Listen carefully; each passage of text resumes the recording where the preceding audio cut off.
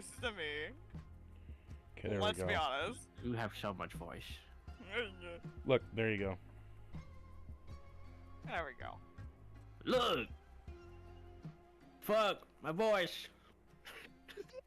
Look at these different event signs apparently refer to different types of events. The most common types of events are called exchange events, like exchange students.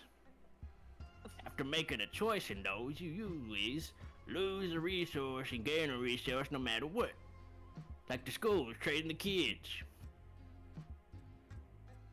The trick is making the right choice, since that'll decide which resources are gained and lost. I'm telling you, the school is trafficking kids. That's what I'm telling you. But if there's a resource sign next to the event type sign, that's called an own sort resource. It means that resource is guaranteed to be affected, no matter what our choice is. If the sign is positive, then the resource is guaranteed to be gained.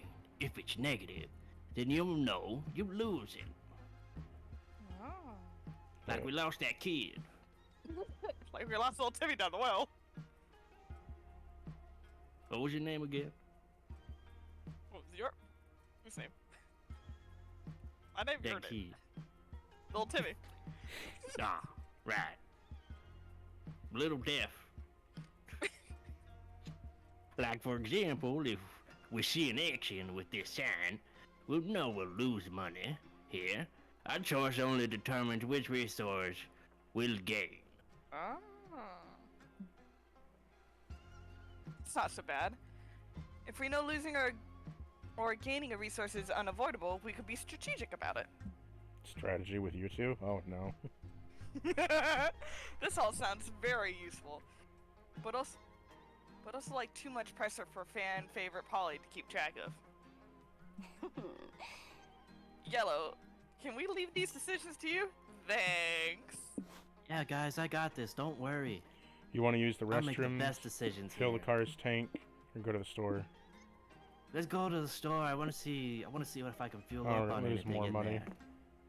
You head to the gas station store to do a bit of shopping. You don't find your typical drugstore snacks or drinks through the browsing of these aisles. You feel like you fell into some sort of bizarro electrical supermarket of the distant future. Rose, check it out. They've got free HTTP cookies for every customer. There's so many flavors. They even have third party and secure. No peanut butter though. No, Who's writing this script? I know.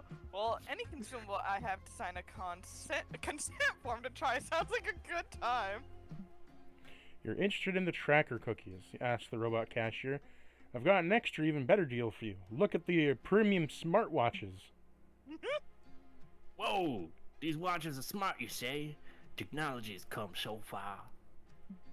Indeed, this watch can text, make calls, surf the web, enslave you to a robot overlords, even track your heart rate.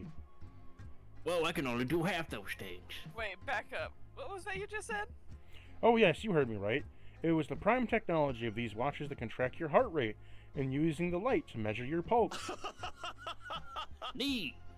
That little buddy is inside me, pumping blood like a champion 24/7.1.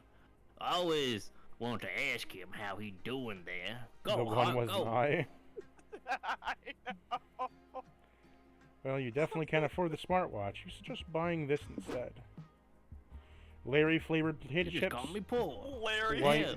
whale mating sexy smooth jazz beats. Super Future Skater Robo Dinosaurs Max magazine. Well, I'm gonna be honest, I came in here to fuel up, so give me those potato chips if you don't mind. Wait. What the hell does Larry flavored even mean? What does Larry taste like? I would not know. Deadpan's the I would not know. Maybe it's lemon Deadpan's the berry robot chips. cashier without taste buds. Buy it and find out. Sure, let me try one. Food isn't usually my jam, but sometimes you gotta fuck around and find out, you know? Hey, is Polly me? You're like, Food is my jam. Can I have one too, Yellow?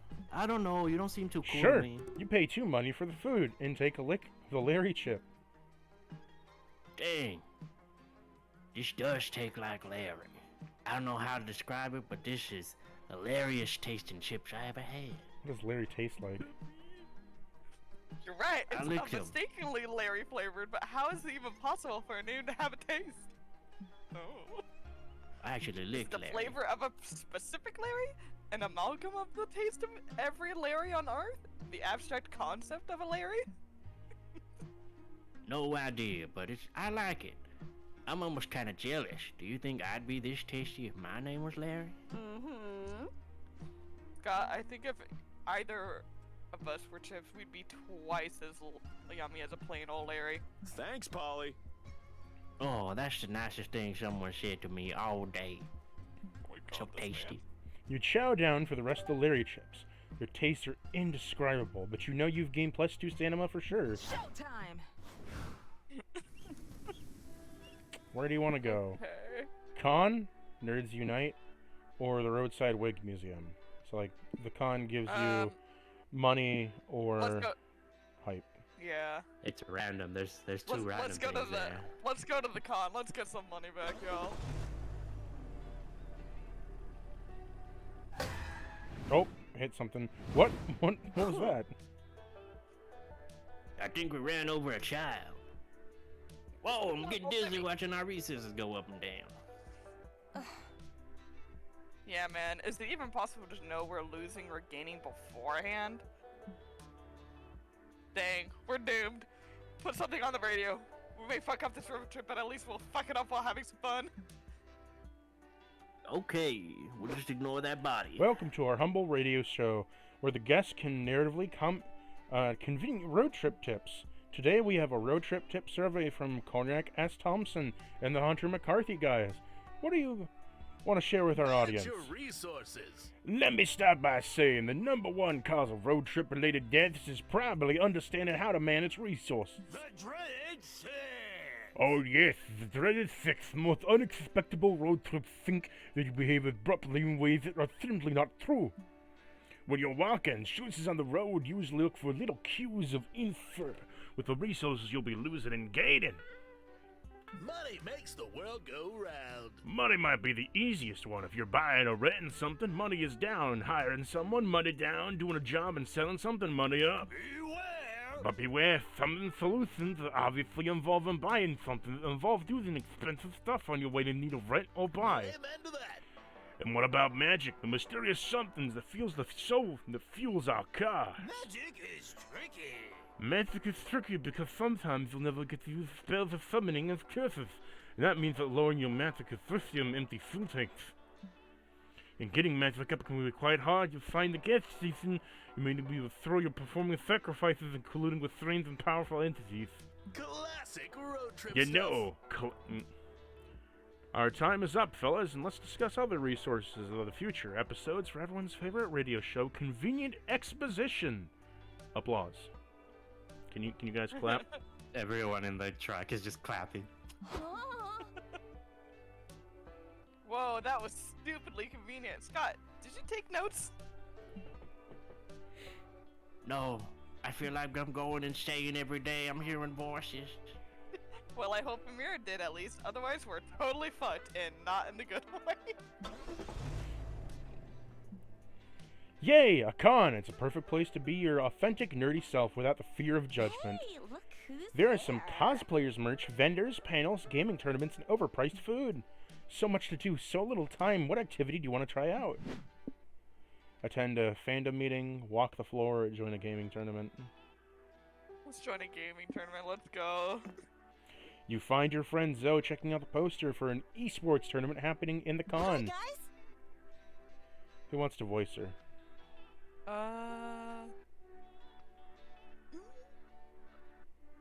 I guess We I need can more try it. voices. Okay. I'll try it. Hey guys, are you entering the Dragonheart Fighters XXX Esports Tournament too? There's a cash prize. Sports. Wow, they put sports on computers now? The future is amazing. I've never played this game, but I'll try it. Also, triple X's could be in anything. That's Scott crazy. and Zoe enter the tournament.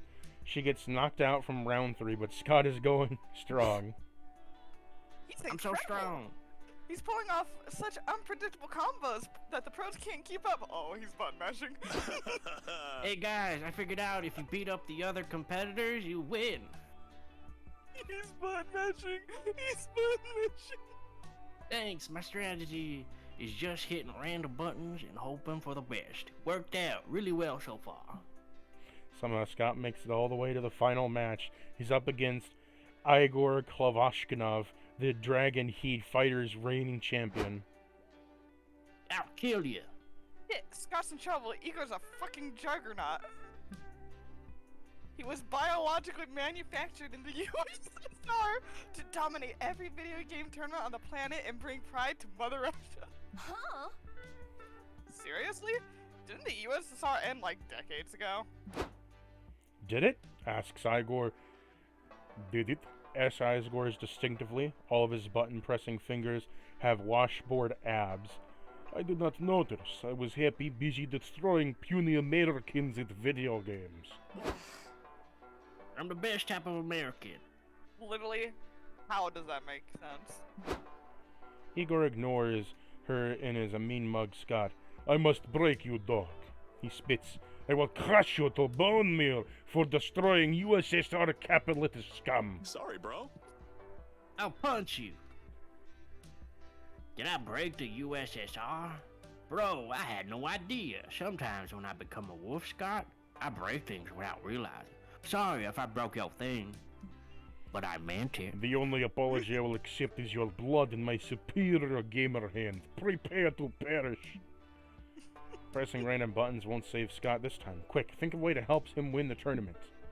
Scott needs more skin in the game. The higher stakes, tell him you'll break the little Billy's legs unless he beats Kalashnikov. Conjure the spirit of the great warrior to possess Scott's body to fight. It's time to summon Genghis Khan, scourge of the fighting video games. Well, be player. I'll do any of these things. Oh my god. Threatened him to break Billy's little bit. I was so close. I said little Timmy. It's little Billy. Billy or Conjure? Yeah, what do you think, Balsam? I'll kill that kid. No, don't kill the kid.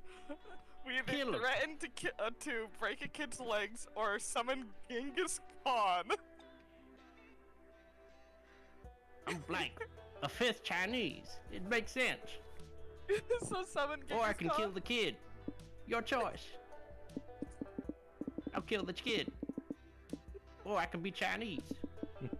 Also, which one? This is your decision, Mira, player. you're It's choosing. your turn. Oh wait, no, it's me. That's right. Let's summon Genghis Khan.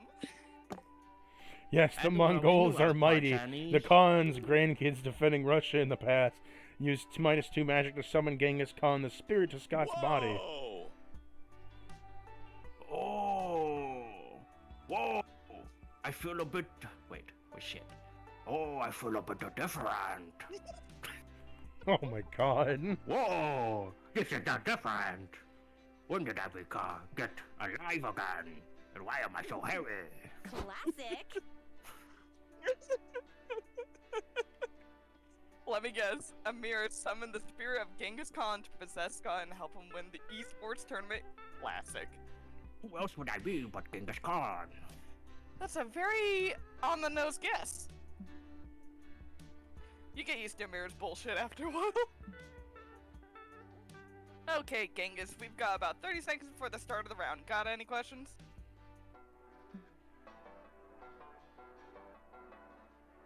Balsam. I have a tool. What is esport and how do I participate? Do I need blade? Do I kill? I will Ooh, kill. boy. Who's We it, have a Billy? I'll controller kill that them. connects to a screen and controls movements of your character. You use your character to fight Igor's character and win. Got it?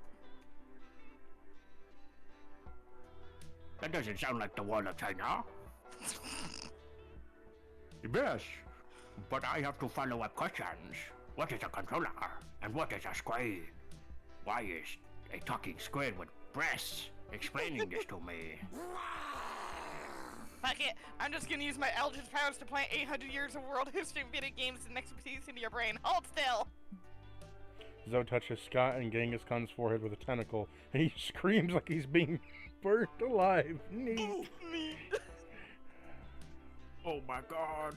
I understand now. The ultimate esports strategy is smashing on the buttons randomly until you win. Also, you guys went to the moon? As in the moon in the fucking sky? With cheese? No time to talk about that. The competition begins, and Genghis Khan whips Igor's ass with a button mashing skills. Woohoo! Awesome, bro! I am doing it. Hey, bros. Wait, is this... I don't Yeah, you're really back. know what happened. Oh, shit. Hey, guys. Hey, bros. Don't really know what had just happened, but I think I went to the moon. Also, I won like 2+ money. This cool money from nice judges over there. Let's get lunch.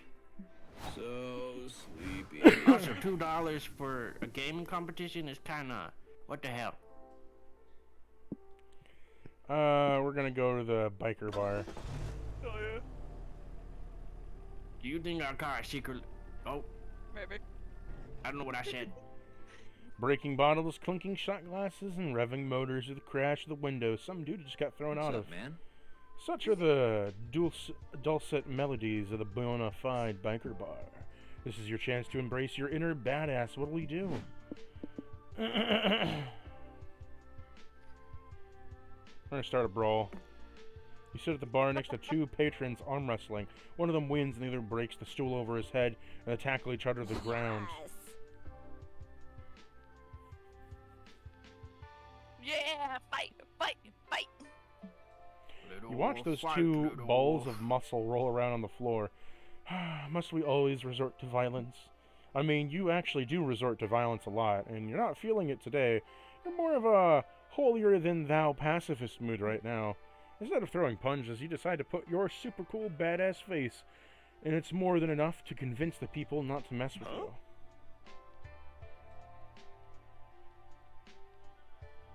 Awesome. Oh, my bad. Let me come back in. Ryan, what's up with your face? Are you in pain? Are you trying to hold in a fart?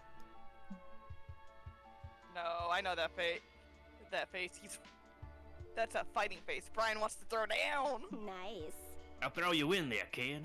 Just ask. Hey everyone, Brian wants to fight. Oh, fuck me. Yeah, a fight like esports without boundaries. Esports boundaries. Can I be at your cheerleader, Brian? Score! Give me a B-I-K-E-R. Brian's gonna break your arms. Hey, remember how you decided violence wasn't an answer? Well, it turns out peer pressure is always the answer. So you're fighting someone. There's gotta be at least one person at the bar whose ass you could kick. Who do you challenge? Barry Bob You don't of the fight Boss him, kid, we'll Badass kick your Magician. ass. Nikki Nagzagna, who your worst nightmare. Who also happens to be made out of nightmares. Going for Barry Bob. You open the fight by inviting Barry Bob to pick up a card from your deck. Barry draws the ace of clubs. You shuffle it back in the deck. This is your card? You swing a wooden club at Barry's face. Barry opens his sleeve to release a beautiful white dove and takes the hit instead. He then casts Slapakanza, and the spell allows him to slap your face with his wand. Ow! You cast the spell expending 2 magic as you reach into your pocket to pull out a hanky that is tied to another hanky, and another, and another, and another, until you have a hanky rope long enough to tie up Barry. And now, with the help of my lovely assistance, we will make you disappear. Oh, it's me. Wait, can you have a team in this fight? I thought it was a 1 versus 1 thing. Also, am I the beautiful assistant? Yes. Nice. Forget that shit. We're in magic fight territory, baby. There are no rules. Your friends help out, you roll out Barry Bob out the door. He lays in the course the future of the children as he bounces down the road. Everyone laughed as you were leading a sleight of hand with a magic.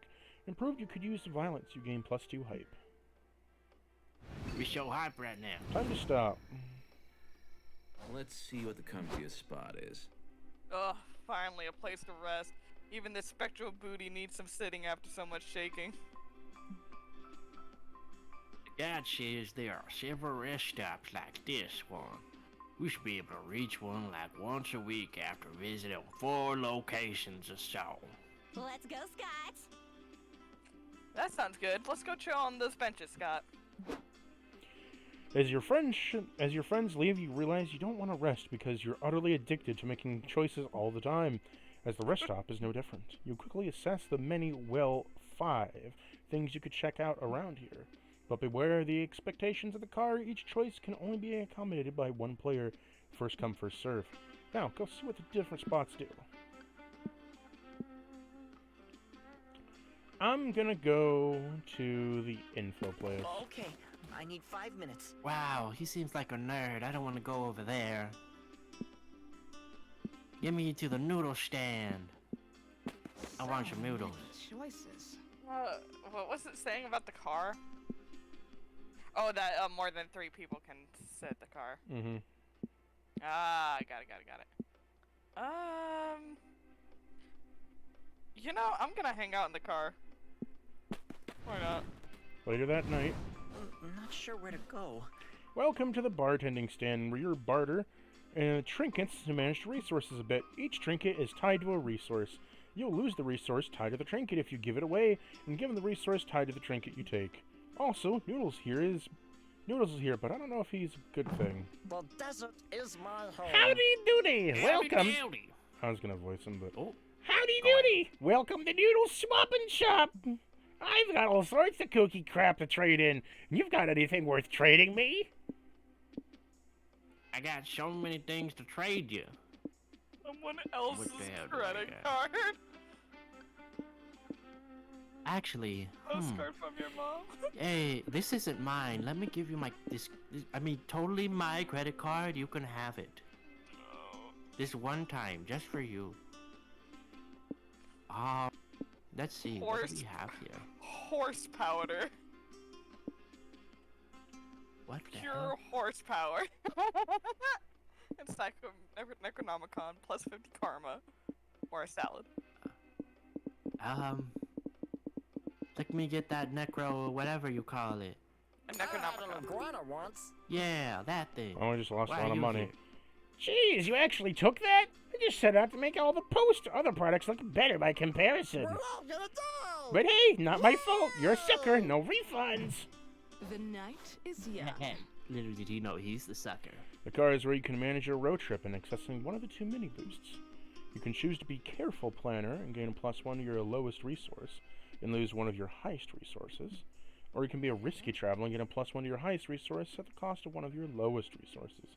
Dangerous. Oh. So, what's it gonna be, champ? Cautious planner. Ugh, so many choices. This is the map info board where there's 2 things. You can check the map that shows 3 potential locations nearby. Choose a location to learn what there is. This guarantees that that location will appear on your next turn. On the other hand, you can use the phone to call hitchhikers. Whereby they visit the bus stop of the week, hitchhiker will be called there. Now, these 2 options are about all taking up the extra step to secure the outcome you want, be it a location or a hitchhiker. Hitchhiker. I want...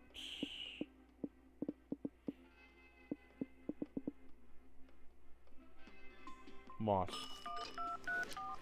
Man. The Mothman.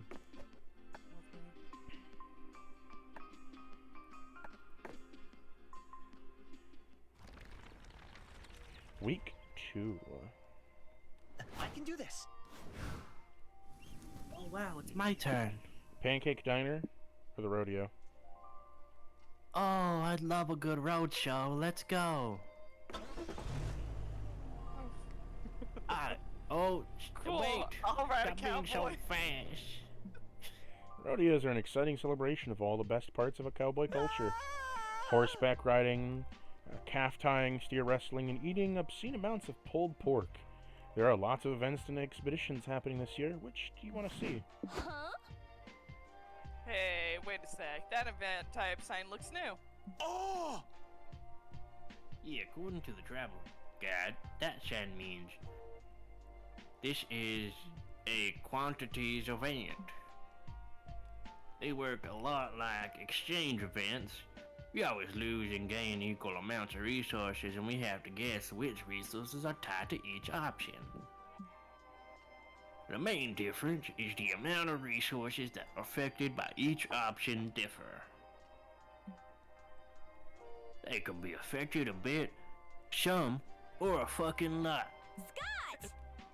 Scott, you never swear. The hell you talking about? That's how the travel guide phrased it.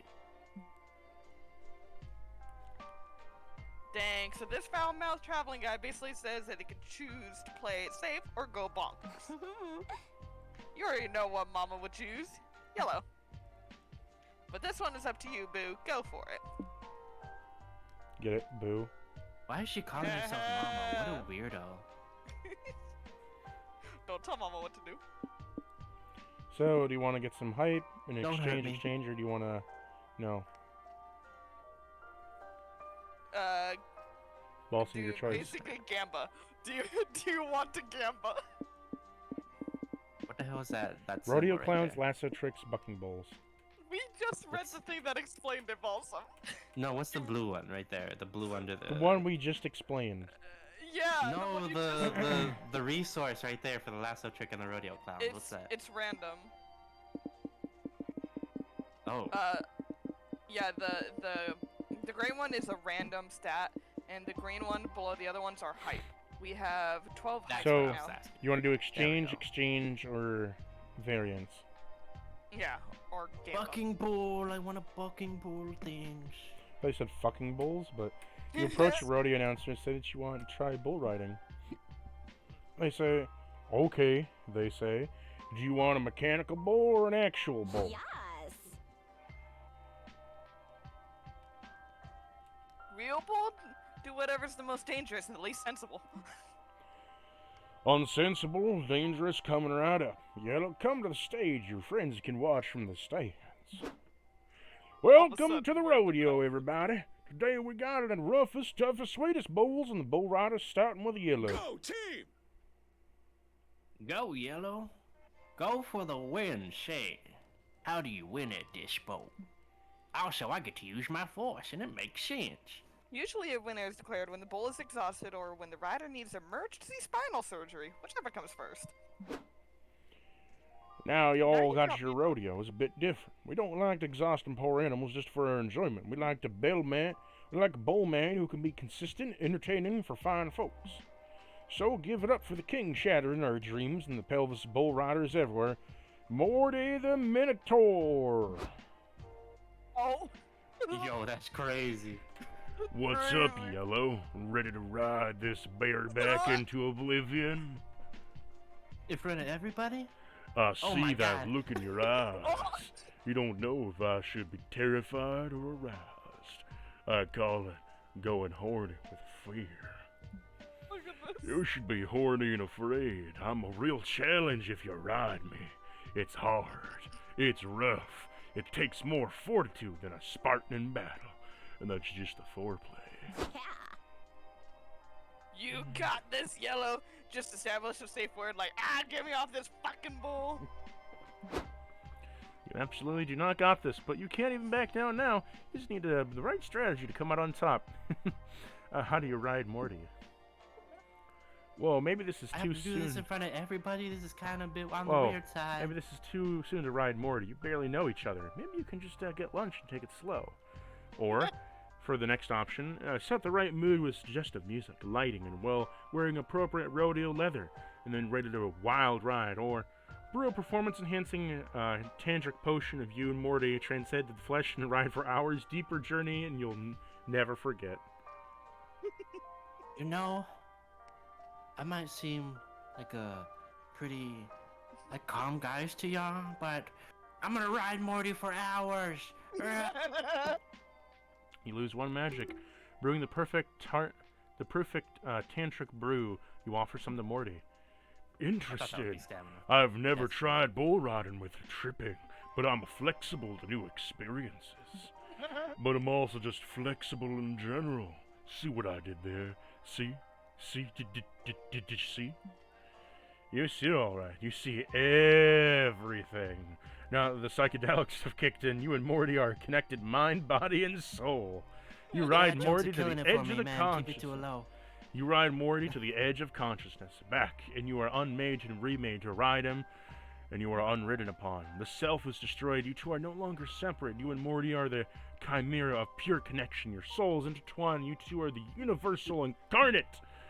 That was the most stimulating ride I have ever had. Thanks for the trip. I'll be in my stable rubbing a few out if you need me. And hey, Yellow, Big Boss Coconuts, am I right? No, you kind of sucked. Let's move on. Damn. Balsam your character. Damn.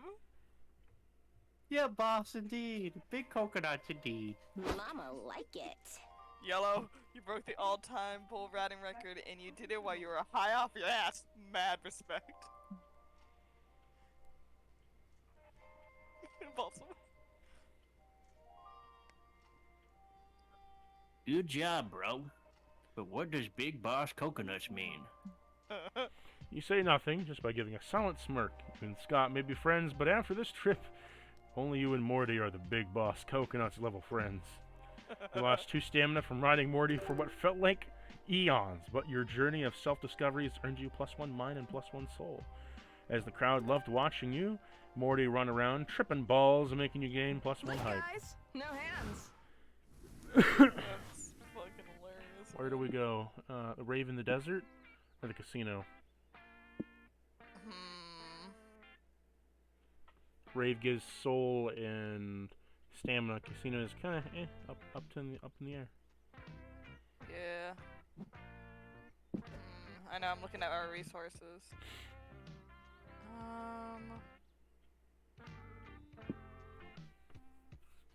Let's go to the casino. Maybe we can get back some money or magic. Who knows?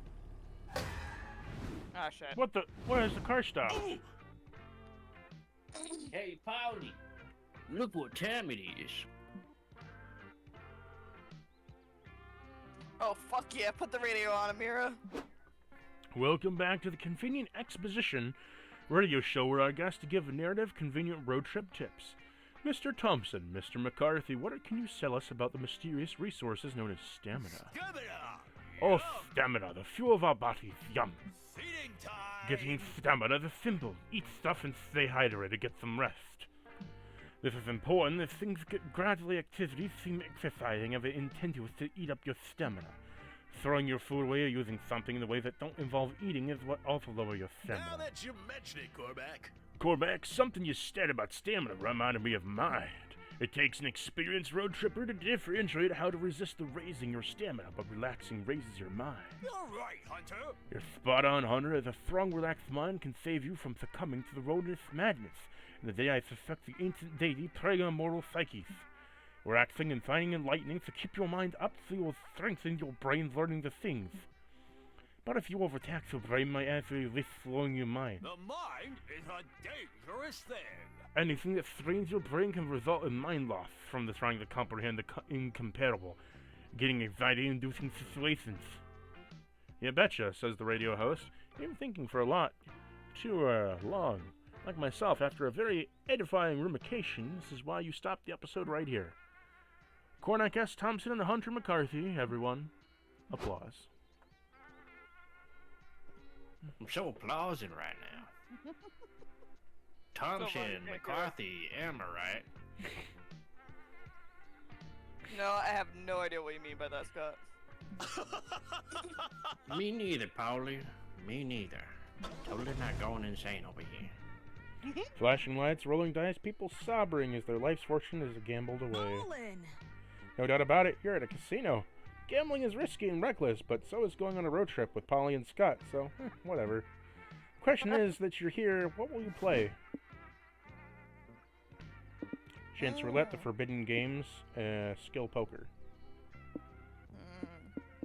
And it's a dice roll, and it doesn't even say what you get. Nope.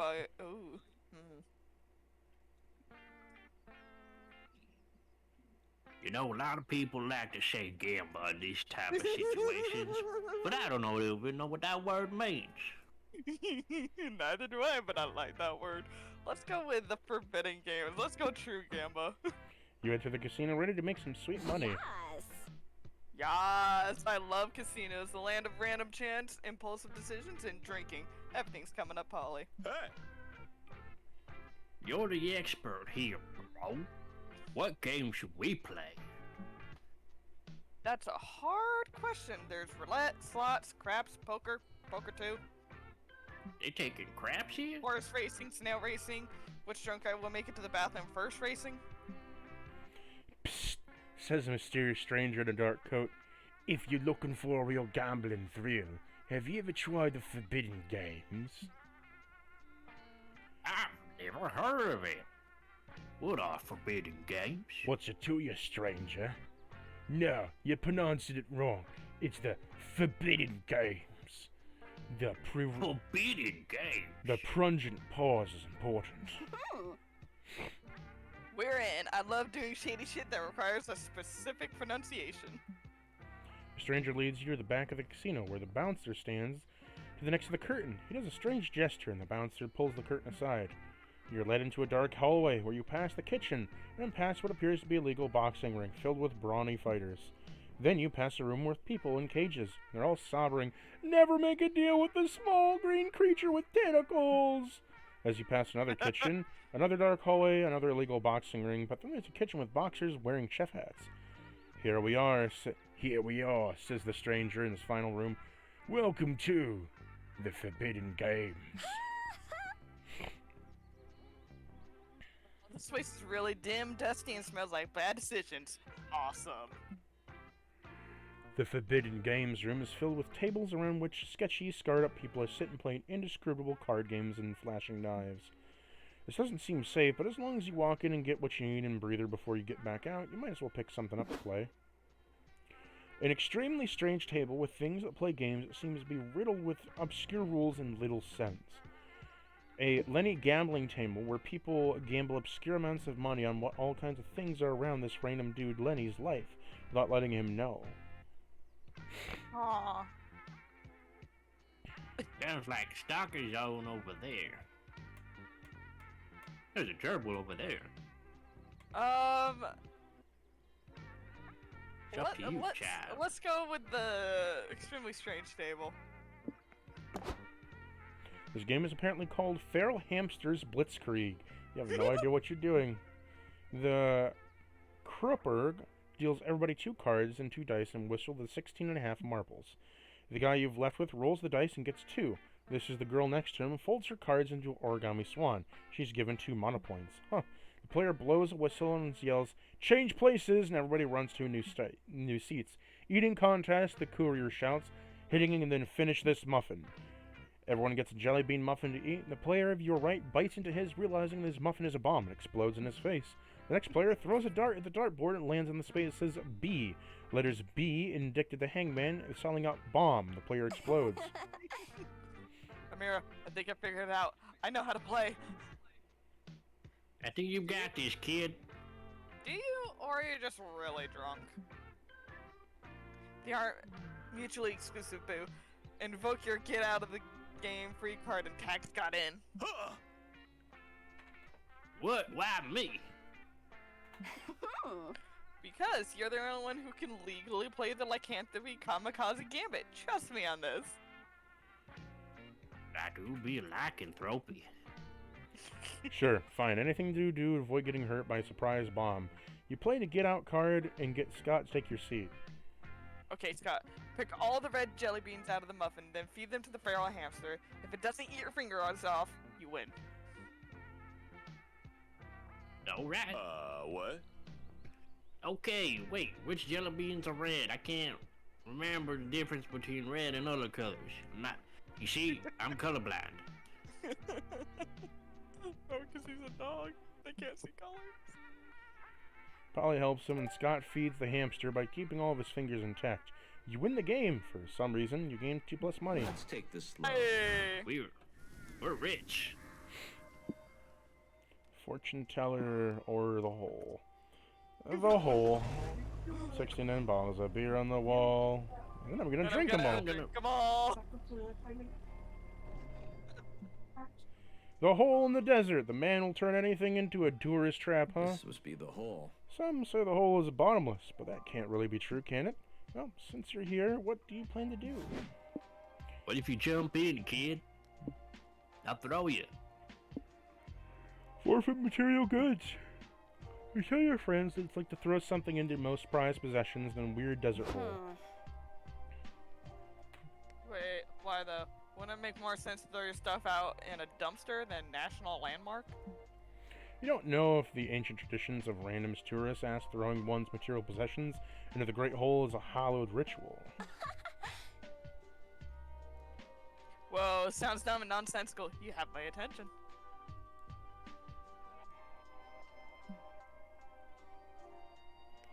Most say the hole is just a tourist trap, others say that to know the truth, the hole is actually the mouth of an ancient deity.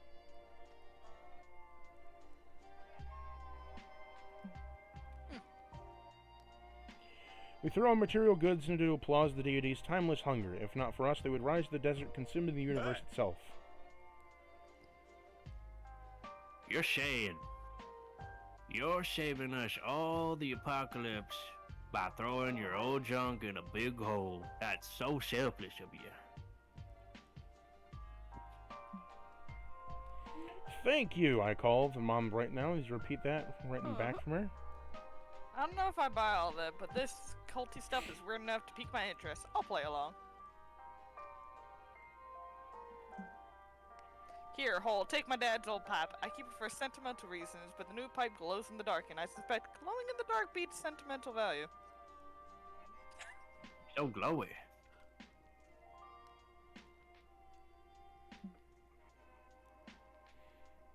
Good riddance. Oh, I got it. Oh, great hole. Here comes some of my favorite bones. Normally I'd bury them myself, but I can only dig a good hole, and I heard you're a great hole.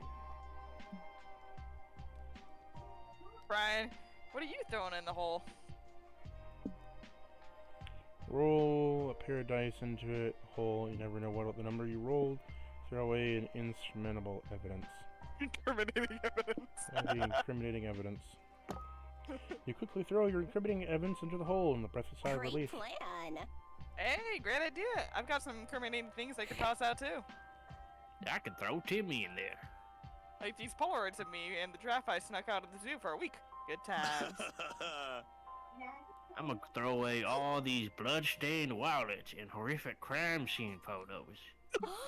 Clearly Wow. not mine. I had no idea you had that kind of evil in you, Scott. We could have been pulling a way cooler pranks all this time.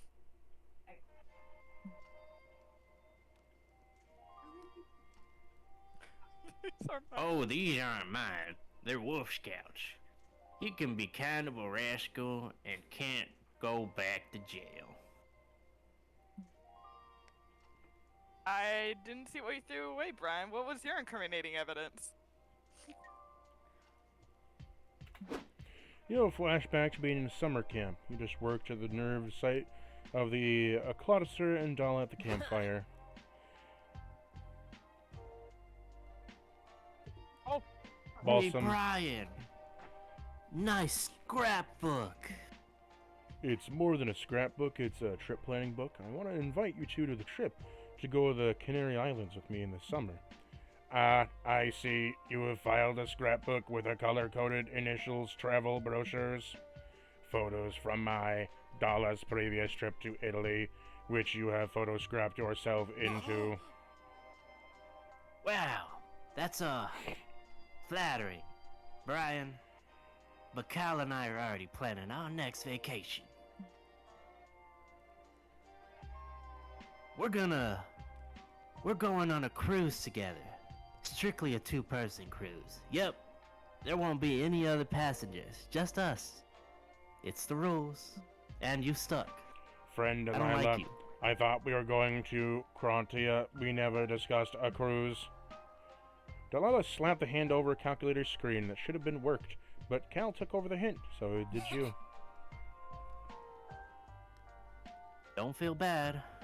I'm sure you'll find something else to do. I heard Scott and Polly are going on a road trip. That sounds more like your thing, surely. You deflect Polly's question and preferring you let your scrapbook rot in the bottom of the hole with your shame.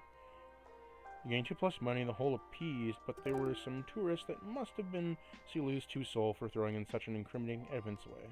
Come on. Remember your driving lessons. My show! Fancy motel or an art exhibit? You know something? I always like myself a bit of art every now and then. Let's go to that exhibit.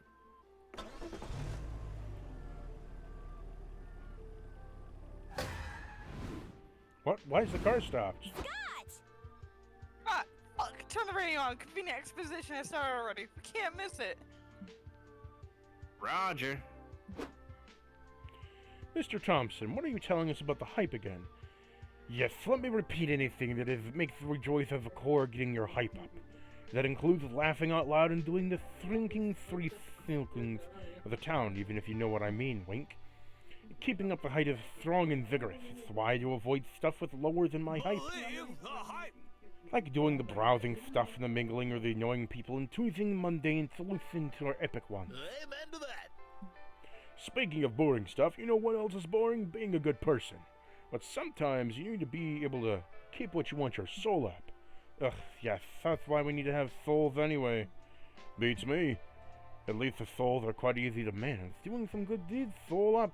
Being your worst self, soul down. Take care of your soul. So remember, kids, don't underestimate the power of helping strangers while you're on the road. You gotta keep your soul healthy and clean. Amazingly simple, amazing. Your tips are being extremely helpful and incredibly expositive. You provide a great tutorial for anyone who aims to have a successful road trip. Comments S. Thomas and Hunter McCarthy, everyone. Applause.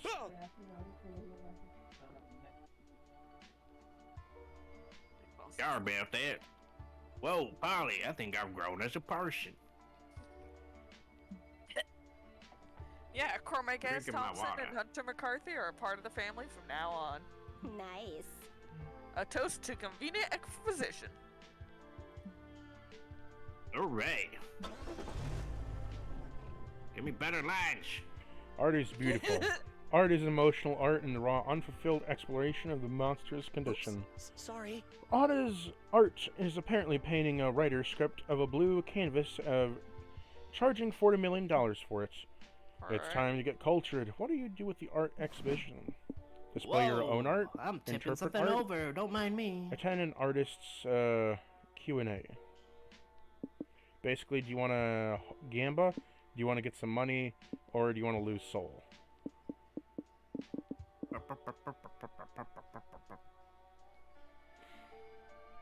You know something? I've considered myself a bit of an artist. Let's display my own art. You tell your friends that you intend to display some of your own artwork in this exhibition. Sounds fun. And look, they even hung up a blank canvas for people to draw on.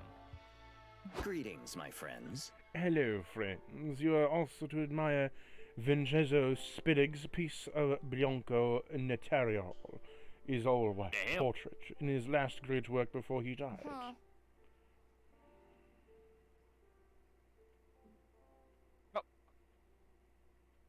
What'd he Yeah. die of? Boredom? Celebration twerk. Looks like old Polly and friends are gonna have to put the twerk in artwork. Yeah, we're gonna twerk on that canvas. Let's draw something fun on that boring canvas. What? You can't draw on Spill's masterpiece? It'd be a crime against art and also against the actual law. Don't worry, Liam. Our art will be hella legit. We'll even do our drawings on paper first and pick the best one. It'll be show legitness. Well, I'm not just going to stand by and let you deface an art piece, not without my input. Anyway, give me a marker. You all take a moment to That's create your how I want drawings your and take mouse. turns showing them off. Behold, true art. Feast your eyes, plebeians. A blank page inspired Bianco Notaro.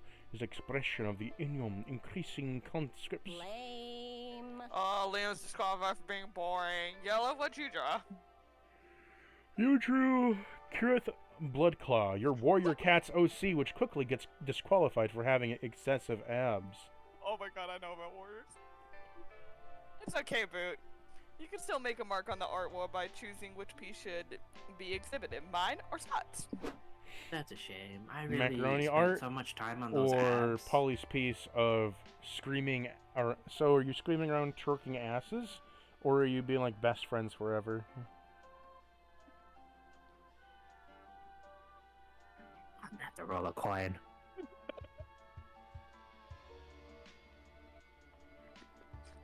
I would go with Polly's piece. So would I. Oh, I didn't notice. I didn't notice the booties. Yeah. You know, Twerking squirt. friendship's important, but I Twerkalicious. think ass is much greater than friendship. So I'm gonna go with the ass. Polly translates her drawing onto the museum wall. Immediately, art snobs are falling over and discussing its melancholy color palette, as well as abundance of absolute dumb truck asses. Madam Geist, says one of the art clerics, can you explain what inspired you to choose the derriere as the main focus of this piece? Well, I was gonna do a piece based on The Wasteland by T.S. Eliot and the feelings of oppression and isolation it evokes. Oh. But then I got bored and started thinking about butts. And that kind of speaks for itself. Ugh. I can't believe you destroyed a masterpiece with a stupid butt. Venezzo Spingili probably rotting in his grave. Oh, I wouldn't say that. In fact, Madam Geist understood of my art better than anyone. The art critic removes his fake mustache and giant beret to reveal Vincenzo Spinelli, which was supposed to be dead. Nay, I merely faked my own death for tax evasion purposes. I came here to visit my old piece. It seems our rivalry art has already laid claim to it. And according to our high art rules, if a rival artist covers your art with superior piece, you must accept defeat and allow them to display. Well done, madam. But that's ridiculous. I've never heard of these high art rules. Well, if you haven't, you only proves that you're not true artist, like your friend. Damn, Liam, get roasted. Oh. Wow, I guess Damn. not. Polly, I've never thought I'd say this, but I was wrong about your art thing. I'm sorry. What? Sorry, I haven't really been listening. I was thinking about butts again. You Classic. cannot deny. But- Oh, Polly, you admire the butt-thinking piece gaining +2 hype, but your Lucius curves, but your haunting by the nature of the rest of the painting steals -2 mind from you. Oh no. Gooner squad. We Well, at get least we so had much high mind, mind. it's Oh. okay. Look, Hey, the I need gooning, 5 minutes. look, the gooner ass, the gooners just looked at the ass and like, oh, it stole my mind. Where are you going, Balsam? Why are you dragging me? Hey! Hey! Help! I'll go to the bus stop. So many Hello. choices. I'll go with Polly and Brian this time. Let's see what the comfiest spot is. Later that night. Howdy. Howdy doody, Brian. Are you here to make a trade? To throw over a fine lost stuff choice, dimensional beyond breathing mortal understanding. Feel free to take anything that catches your eye. Dreams. Really need that soul.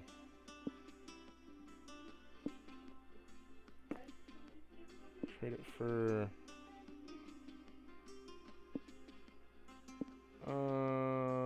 Evil gummy bears. Going from a different dimension. Oh, great choice. Wanna know what I got? I think it's pretty funny. Noodles proceeds to tell you the most fucked up, soul withering acolyte you've ever heard. You will come to an And end. none of the children survive! Good times. Anyways, enjoy your purchase. Quick break, then back on the road. Welcome to the benches where you can relax and talk to either Polly or Scott. Conversations you can hold with them are a chill narrative treat with no choices to be made. If you have enough conversations, you might score a date ending with them. Oh. Also, by having a conversation with Polly or Scott, your activity can be chaotic energy passive effect, which can remain active for the following week. What do you want to do exactly? Find out for yourself. Now go make some small talk. Scott or Polly? Well, So, Scott is for 1 week. All resource gains and losses Howdy. from location events are increased by 1. They're the same thing, but Oh, they are? yeah. Howdy. I'll just Scott so I'm not talking to myself. My choice. Talk about his love for chasing car or his friends. I just love for chasing cars. That's adorable. Oh, I love chasing cars, bro. Cargo's room! Those cars are fast, but Scott can be faster. I mean, admittedly, I'm not faster than a car yet. ... But I'm sure that with enough practice, I'll get there. I believe in you. I've chased cars since forever. I used to do it all the time with my cousins. We had rules for it and everything. Keep talking. Don't jump in front of the cars, Such was as. one. Oh, I got it! The color of the car you chased would grant you a different score, for instance. Made sense since everyone knows orange cars are very fast, while yellow ones, not so much. Have you seen those? Most yellow cars try to be very big and carry tons of little people. That slows them down. What? Yellow, big, filled with little people. Do you mean?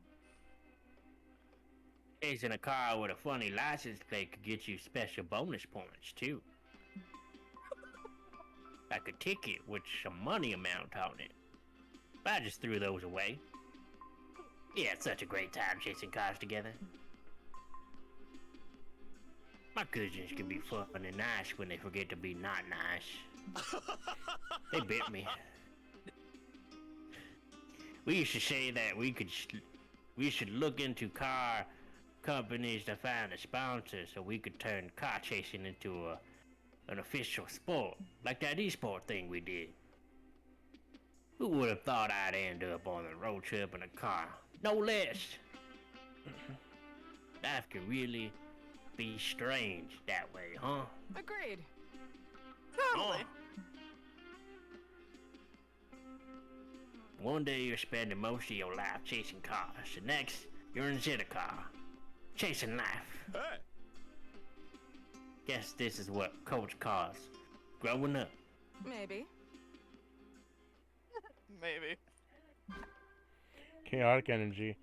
Wherever the prank masters go, hijinks ensue. You can handle the consequences of their mess. Next week, all resource gains and losses events are increased by 1. Where to sit? This is the bus stop. Oh, it's You can either check for high-hit hitchhikers or pick up to have a conversation with one of them as already riding with you. Conversations are chill and narrative, treat with no choices to be made. If you have enough conversations with the same hitchhiker, you might score a date at the ending. So I invited Moss here, or you can talk to Stu.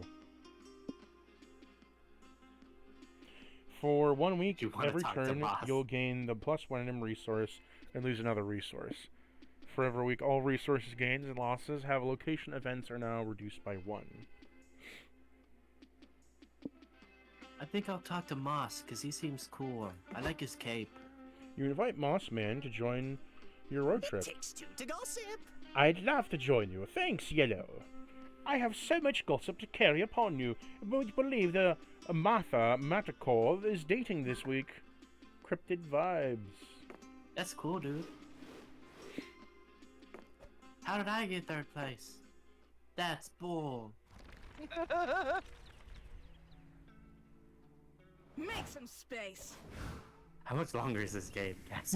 About 2 more weeks. 2 more weeks. Can we save it here? No, we're on week. We have 1 more week left before the final one. My throat. You can do it. So it is currently your turn. Do you want to go? Your turn, Spirit. You want to go to the giant's potato or the farm? Let's go to the farm. I like the farm. But who was on the phone?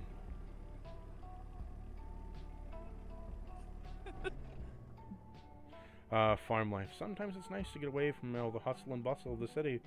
Farmers enjoy the clean air, the homegrown food, and the simple living. Also, if your voice hurts, why don't you get some water? Bring it on. Been drinking, not helping. Sure, it comes to the price of doing lots of hard labor, and usually only having livestock for company. But Oh, fuck hell it, yeah, today fight you're goat. all about a cottagecore life. What part of farm do you want to see first? Crops, cows, or crows? Oh, I thought it just said cows, cows, cows. Crops, cows, or crows? Either Gamba or trade for what is that symbol? You're That trading a is- resource, so like we gain soul, but we don't know what we're losing, and we don't know what Yeah. we're gaining or losing for crops. Yeah. Our soul is pretty low. Let's go with cows. Try to gain some soul. You find your friends and wander to the farm for a little bit when you run into its Hi owner. there. Who wants to voice her? I can do a pretty good southern accent. Oh, hello, I'm Jacqueline. Are you strangers here to help and support me as I restore my grandfather's farm? Mm-hmm. Nah, we're more like trespassers. We just want to pet some of your cute farm animals. It's fine too, but I have to warn you, my animals have been acting weird lately. Things were going great when I raised cows and sheep, but then I brought my pigs. Be right back. Well, you can see for yourselves. I need to plant at least 4 to 5 seeds this afternoon to optimize crop production, but I'll meet you in the barn soon. You check outside the barn. The animals have gathered in a circle around one pig standing near the milk Oh crate no! and gain a speech. Rise up, comrades, says the pig. We long toiled under monster kind, doing bidding for no reward. We must overthrow Jekyll and take over farm ourselves. Oh, I know what What this is is with from. all the I know what Russians this is. everywhere? I know what this is. I love your idea, Snowflake, says the cow. What sort of reform do you plan to establish once the farm is overlord? Well, when I'm through, we will build huge walled enclosure to imprison monsters. Then we'll make the monsters pay for it. They will be awesome. Back. Anyway, do you see what I mean? These animals have gone postal. I don't think I'm a tyrannical farm dictator like I've overheard them say. I also don't mind establishing a fair union between me and my animals if that's what they want. But I'm pretty sure Snowflake just wants to establish himself as a cruel dictator and taking advantage of the animals' limited intelligence to do so. Oh! What are you talking about? Snowflake sounds like a great leader. He's going to make the monsters pay for the wall. I feel like this is the first time Balsam's talked this much across almost the whole campaign. Right. That's why his voice hurts so much. I've got an idea. Let's introduce a rogue element into Snowflake's regime. The animals won't listen to us monsters, but they might believe in one of their own. Hmm. It's just the accent. The cowboy one's hard to do for a long time. The Boston one ain't. You're the one who chose the cowboy. That could work. I've met tons of weird animals since I moved here. Like these two. Fuck capitalism, embrace anarchy. Topple this with a new status quo, planting the anti-establishment punk skunk with tons of raw charm and insolent band. Send this very normal rabbit who only needs to convince the backstory to go to undercover. So do you want to send the skunk or the furry? Oh dear. You know what? Fucking anarchy. Fuck capitalists. Fuck capitalism. Later, the animals are gathered for another political meeting, and Snowflake is doing a Q&A regarding the Masterkind insurrection.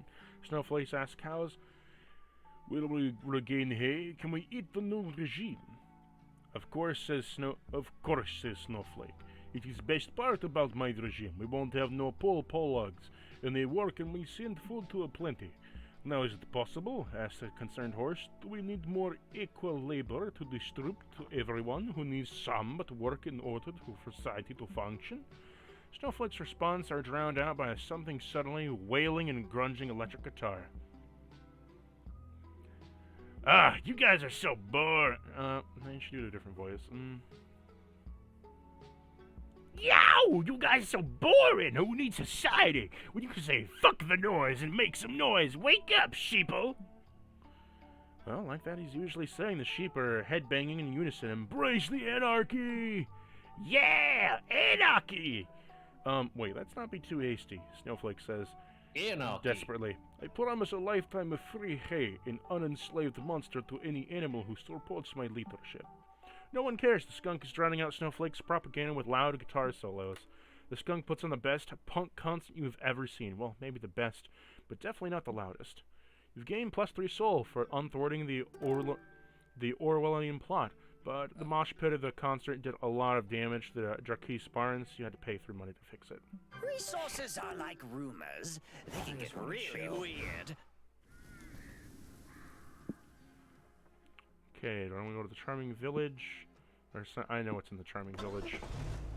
Buy cows! This is an idyllic little village filled with flowers and maypoles and the celebration of galore, which means there's got to be something weird going on here, right? Nobody has happening all the time.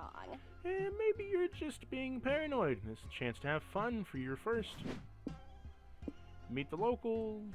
Join the local celebration, visit a shady landmark. Let's meet the locals. You're checking out the idyllic little neighborhood, and the strange village of local farming calls out to you. Oh. God. Welcome to our little home, outsiders. It's been so long since we've had such friendly, fleshy visitors. Won't you have dinner with us? That sounds great. Oh, Midsommar. Sure. I love dinner and strangers. And might I say, you look quite delicious. The couple takes you to their cottage. It's been filled with cute needlepoint art that says stuff like, bless this mess and all hail the flesh hood overlords. The potato skins are in the oven. We just love potatoes, especially when they get to peel off their sinful flesh from their soft, delicate bodies. How shall we pass the time before dinner's ready? Do you like games? We can play a drinking game. The last person to skin themselves alive has to take a shot. What? Only joking. Let's play charades. That's always fun. Wife goes first. She holds up 6 fingers, then she, Tommy is scraping something off her arm, screaming in agonizing pain. I know you're sacrificing your skin, graft moth. That's a 1 point for us. Alright, I gotta ask. Why the skin fixation? It seems like something you two really passionate about. Yes, thank you for noticing. We peeled ourselves long ago to have this to remind us to the flight of the graft moth and the fleshless overlord. So where are your skins now? Did you eat them or did you donate them to a charity for furless dogs? Oh no, we just kept them. We thought they'd come in handy someday, but we've really just been gathering dust in the hall closet. Good, we have them? That's not a request, but I don't see why not. Woohoo! Free skin! Can't wait to do something. Many things with it, like, use them for nice things, like wiping down cars and... Use alternative option for those moments which you don't take feel away my comfortable with your lines. own skin. Use your own design, a sexy fashion outfit. Finds nothing that shows some skin. Design some hella cute outfits like skin kinny top, the skin skirt, the socks made from skin. Not everything can be fun, okay? Wow, our skins never look so fashionable.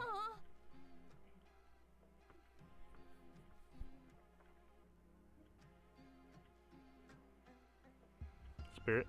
Admit it, that outfit looks absolutely sickening in the best and worst way. But are we sure clothing made of skin is ethical? Well, if it's unethical, it's definitely marketable. Fashion brands and social media influencers will lose a high fashion statement. That's clever. Isn't this kinda like furs? Though I don't like it when people skin animal for it, well, that it's too sad. Yeah, it's kind of similar, but unlike animals, these people consent to having their skin made into clothes, so you're probably in the clear. I don't know, these skin clothes are still pretty itchy, but if you're sure this will work... It doesn't just work, it works immediately. Soon everyone's jumping on the skin clothes craze. Ugh. The supply can't possibly meet the demand. Big fashion pressures the government to legalize purges again so they can get them more skin, and it works. It turns old politicians okay when legalizing murder as long as they in the name of upholding traditional values and suppressing fashion that is too revealing. Well, gang, I gotta admit, this one was pretty fucked up, and I think we lost 3 Celebration souls. twerk! But these skinny jeans made my ass look fat, so I guess it's not bad, and we got +3 money. Lots of weird gossip out there. Sure, I'll try for a bit. We're doing so We have- many awful things. Do you want to go to the Adorable Village or the used car dealership? You know, We only gain things at the Adorable Village, and we lose a little bit the car dealership. In my days, I've been told that the Adorable Village is a nice place to visit. Let's go check them out, and totally nothing awful happened there. Oh, I thought you were saying it's a nice place to visit, but I'm gonna go to the used car dealership instead. Yeah, fuck that. Fuck the Adorable Village. Wow, what a cute little village, and the inhabitants are adorable animals. There's a Barholmium Classic Graffiti, a Boston Buff Bluebird, a Bernard Shy Capybara, and the other one. You can't wait to see them all. What will you do? Catch bugs, attend the town hall meeting, decorate the neighbor's house. Oh hey, it's Animal Crossing. Oh yeah! Is that soul? What is that? Money, Solar Soul. Oh, okay. I've always been interested in attending a town hall meeting. Let's go do that. You enter a town hall meeting to find yourself surrounded by the cutest little animals you've ever did see. Thanks, Oh my Mr. God, they're all weird looking. Thanks, Mr. Barnaby. We'll take your concerns about respawning beehives into account. Our next topic to discuss is, oh right, what to do with, about, error. Redacted. Yeesh, error? Sure. Yeesh! Oh, go ahead. I'll take this one. Yeesh, sure is something. I'll do this Cool one then. spirit. Yeah. They keep hoarding spiders in jars in front of their house. How many spider jars are enough spider jars for that weirdo? I'll get you, bro. I don't want to, make assumptions, but I think Error likes me. Like this morning, I woke up for my daily run and found Error building an impenetrable brick wall around my house. Not cool, dude. Clearly, something must be done about the strange trap. Does anyone have any suggestions? Murder? That seems like taking things a cut out of proportion, Miss Barnaby, but we won't rule it out until we find a better solution. I agree. Murder should never be ruled out. It's an option. How long have you been standing there? 2 weeks? Anyway, I just had one question. It's gonna be expanding my bug collection this weekend. Does anyone mind if I search your attics for leggy friends? Fuck it, I'm not holding this one vote. Murder it is! Must be some, negotiation solution to conflict about the broker, a compromise so that error on the other villagers coexist peacefully. All problems can be solved. All birds sound in the cactus verse. Just so All problems can be solved with the power of efficient bureaucracy, establishing a system through the town hall bulletin board, and any creepy activity must be notified 3 days in advance. Become heirs' patrons so that they turn them into a renowned artist, so the people don't see them as creepy, but a charming eccentric. Oh shit, I zoned out. What? Are we making a bulletin board, or are we becoming their patron? I feel like I can lord over these guys, so I will become their patron. You spend 3 money to rent out a space for the art exhibition that reforms Era's horrific habits and the symptoms of being a misunderstood artist. To the expedition of error, the local eccentric art genius. Prepare to have all your preconceived ideas about art totally raw-dogged. Look at the short film. A saddle man sits on the bench eating yogurt, but every time he takes a bite, the yogurt merely slides back into his open mouth. Delightfully intriguing.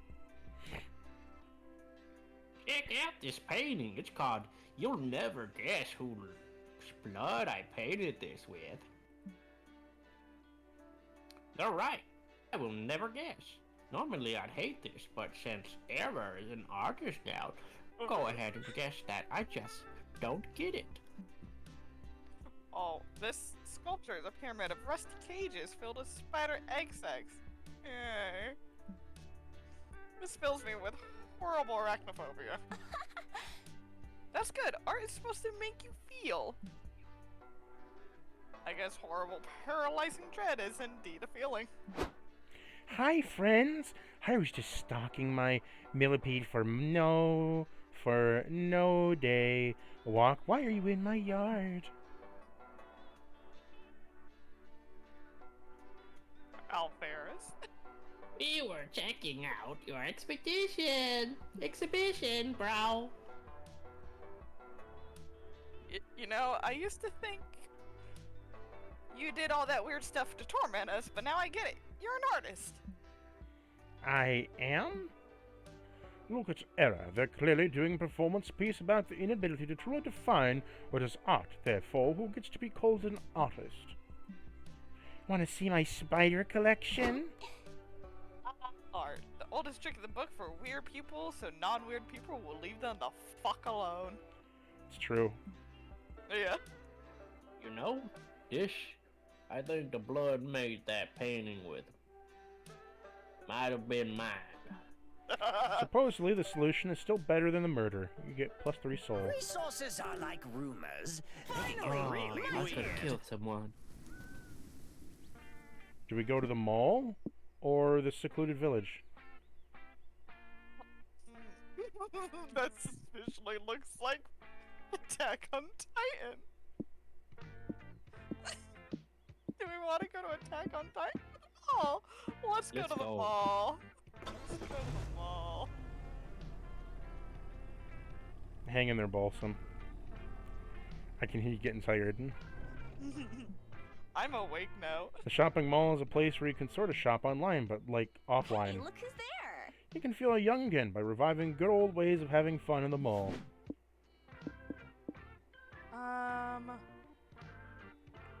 The red one is stamina, right? Yes. Gamba for random or gain some stamina. But no, you'll for- lose something else. Yeah. Huh. Our money is really low. I mean, our magic. I know, that's a bad thing. We could go shoplifting. Shop. Or you could do the arcade. Let's go to the arcade. Gamba. As you and your friends walk around the mall, you see that your friend Valerie is sitting in the next center, the fountain texting as she looks up and smiles at you. What's up, guys? Hey, boo. Hey, Val. Long time no see. How's business? It's good, same as always, selling dangerous totems, ancient deities, and used tampons, as the fool who's willing to pay. What? Who will pay for a used tampon? I don't know, my policy is to never ask, and shit comes up from wherever shit goes. Good policy. I also chose to think about where my poop comes from or gross. Also, maybe vampire. Yeah, great minds think alike, Scott. Anyway, I'm taking a day off to have some of that 90s ways celebrating the peak non-critical capitalism at the shopping mall. Want to hit up the arcade with me? Oh yeah. Welcome to my Walmart. Huh? The fuck is he? Welcome to my wall target demographic. Why don't you play the new arcade game we just installed? It was, as the kids say, very Lamau. Sure. That's the game. Laugh out loud. It's called Cashy Road. You just cross the road to win each bonus points by entering your full name, social security number, and then credit card information. All that for an arcade game? What do you even win? Tickets. Lots of tickets. See, the new show I just produced, Ads on Ice. It's a 2.5-hour musical advertisement for ice. Just give up. I think I'd rather pay literally anything else. Amira, what game should we play first? The glitchy, off-putting game that seems to be lifted straight from the creepypasta, a claw machine where you try to grab porridge, good luck. Or a Dream Heat VR thrust where it senses the game you don't want to play in front of your parents, in the front of anyone, for all of that matter. Spicy game. Basically, yeah. do you want the spicy game that, no one wants to see, the you're never gonna win game, or somewhere from FNAF? Let's go with the spicy game. I feel like that's our best case of winning. The side of the machine says, "Welcome to the Harold McCarthy's mansion of lewd. The evil queen roast queef. The evil queen's roast queef. You are filled with traps to drain all your sticky, vital energy. Prepare for your night of exhausting duels that only the best will thrive. Sounds like fun. Put on the VR visor in the VR crotch guard before playing." That's crazy. Wow, Mara. Looks like you're churning a lot of butter in that game. Nice grip technique. Oh no. Yeah, be sure to work the shaft on the butter churner real good if you want a high score. Oh my god. Yes, and don't forget to tickle the butter churner's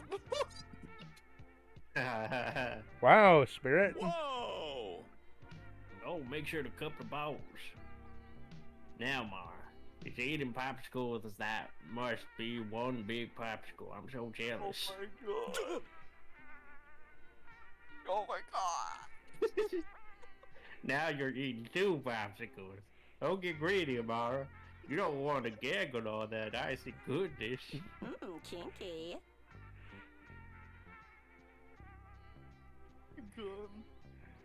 Oh god.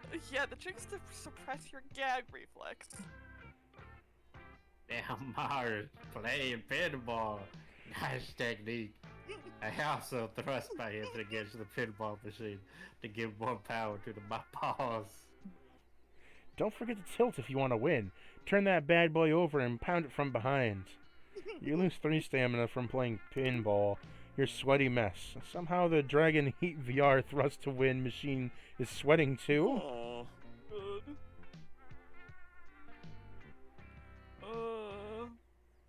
Oh, it only gave you 1 ticket? That sucks. I thought you really did well. Nice.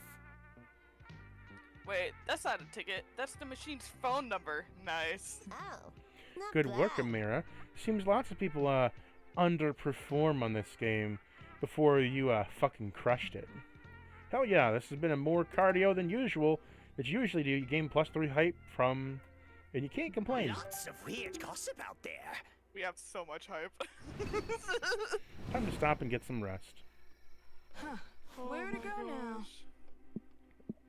This game's so long. I'll go Only to the 1 more car. week. Ugh, so many choices. Just choose one thing. You can do it.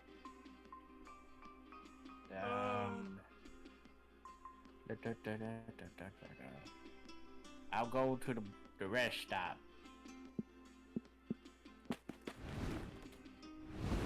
Let's chill. Cautious planner or risky planner? Let's go with cautious again. Okay, I need 5 minutes. You want to talk to Scott or Give me Polly? Polly. Her toilet wine or her search for an apartment? That toilet wine sounds so interesting. Yes, my precious toilet wine. I remember when I first saw a video online on how to brew toilet wine. I was all like, you can make your own booze? Yeah. I was game. I've worked on my recipe for a long time now. It combines all the things I like, understanding chemistry, sort of, cooking, getting drunk. Wine does sound like a good watch for you. Match for you. You're getting tired, man. Why? I've iterated so much on my recipe according to my clientele. The product has gone through great evolutions. From non-edible to hideous, then to terrible. I still remember the day I started to get comments like, this is fucking weird tasting. Pretty nice. Nice, definitely better than non-edible, hideous, or terrible. Yes. Know what I mean? Yes, totally. Today I sit proudly over an average of, I don't know, I guess it could be worse. The sky is the limit, baby. I will get there. One day you'll see Polly's toilet wine paired with delicacies served by expert sommeliers in the highest end restaurants all over the world. Pretty nice. And all in a toilet. I'll toast to that. Wanna know a secret? These days I don't even make my wine in the toilet anymore. I started making it in the bath. It makes more sense, really. The wine ends up tasting better than when brewed in the toilet. At first I wondered if I wasn't betraying the essence of the brand. But this way I can even take baths in the wine myself. It's fucking relaxing. Oh no. I just hope people don't mind. You got that gamer girl wine. I know, I was about to say that. I'm pretty sure people will be cool about it. You could probably sell it too on the side. Fingers crossed. Oh, it'll be like more expensive that way. Well, she's In a any case, ghost, thanks for listening. Yeah, so it wouldn't even touch her. Just pass I through. know. Yeah, but people Don't be hyped take about away my fantasy, narrator. Shut up. it. In any case, thanks for listening, Boo. Let me treat you to a glass of my delicious toilet wine sometimes. You may pick some notes of Polly's booty while savoring it. I like it. I wouldn't mind. I'm so blushy. Here. Crap. Yeah, you wouldn't mind. Do we change hitchhikers or talk to Moss? That's up to you. That's your boy. Yeah, Talk to Moss. his Crypt- PhD thesis. Ah, Cryptid Academy. Cryptid Academy is such a delightful experience. I majored in history to focus on the oral history of my first steps into my current PhD thesis on gossip. And my application for the oral, too. What? What? Haha, Yo. nothing but a juvenile joke, but a bit of crass, but I couldn't let it pass. I had no idea you did majors in Cryptid Academy. Well, it's a normal thing, my friend. Anything to do with what I've heard about your school, I was highly confused. Why do you call Spooky High? You're in your 20s. Like, did you get high schools and universities all mixed up? Yes, our school was modified after a human documentary about the education system. It's called Saved by the Bell. It depicts humans in their 20s and attending high school, so we figured out a high school is something you do at that age. In the documentary teachers, high school isn't even about the curriculum. It's about friendship, living wacky misadventures, and finding love. Plot twist, turns out that it's not the documentary, but a very inaccurate TV show. Long story short, recently the school learned about its thesis, now it's going through a whole rebranding. Now it goes by Spooky Academy. That is the first step of Spooky Academy. It should be more like a university, with majors and such. Really? So no prom? No, you can totally keep the prom. Prom is a pillar of any educational system. In any case, it beats me of how one has complained before, some of which are usually undead, like you used to be once human. Shouldn't you know better? You know, not the realm makes actually any sense. You learn to just go with it, and whatever. Oh, my friend, we totally agree. What strange, beautiful place this realm is. You stay up all night comparing your prom experience with a cryptid prom. Sounds as cool as the monster prom, and equally daunting.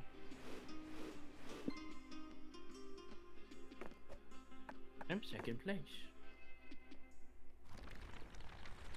Week 4. Let's take this slow. Oh, brother, this guy stinks. Hey, shut up.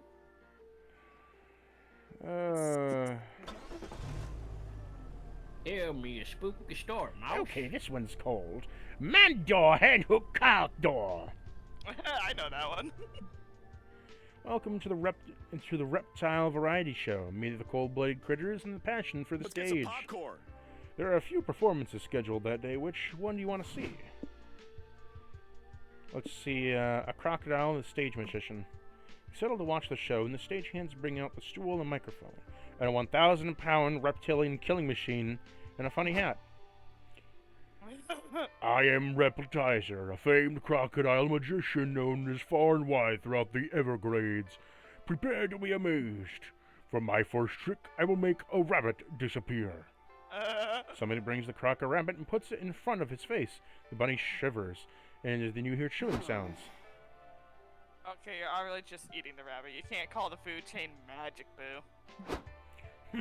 I see we've got some hecklers tonight in the audience. You doubt that what I can't wait to see my next trick. I'll make the entire pig disappear without the course of an hour, into the aid of this magical barbecue sauce. You're not even trying. Can't you make anything disappear without just eating it? Of course I can. Reptilizer can make anything disappear. Anything you can think of, I'll make it gone. Say, if he's telling the truth, you can be really useful. If he's lying, then it's more entertaining for you. What will you ask him the croc to make disappear? All of my adult obligations. My internet search history because of reasons. Why? Can't you just do that yourself? Yeah, I can click clear history, but the searches are still traceable all over the internet. The only truly way is to make Google searches go away is that would be magic. Fine, let me see your laptop. Good God, these searches! That one's weird, that one's weirder, that one's downright concerning. I don't even know if this one is. Oh, you don't? You should look it up. No, bro. Don't do it, bro. Probably got me with this prank, too. What you're about to see changes you. But the curiosity's killing you, isn't it? You gotta know what it means. You have to know the ugly truth. You're right, show me what it means. Yes. Yes! Polly pulls up an incognito window. From the incognito window, you look at those words of Google images. You're treated to the unique experience of watching the light of crocodile eyes go up. That's abhorrent. I'm erasing your search history and those photos and also my memories. I need so many showers. Gain +4 magic from the spell Reptiler. Casting the reviving upon your depraved search history makes you lose 4 soul. Resources are like rumors. They can get really We have a lot weird. of soul, though. Yep. Okay, I need to get some water because my voice is actually crushing right bit, so I'll be right back. My voice is fine. Talk to Balsam for a little bit. Make some chatter.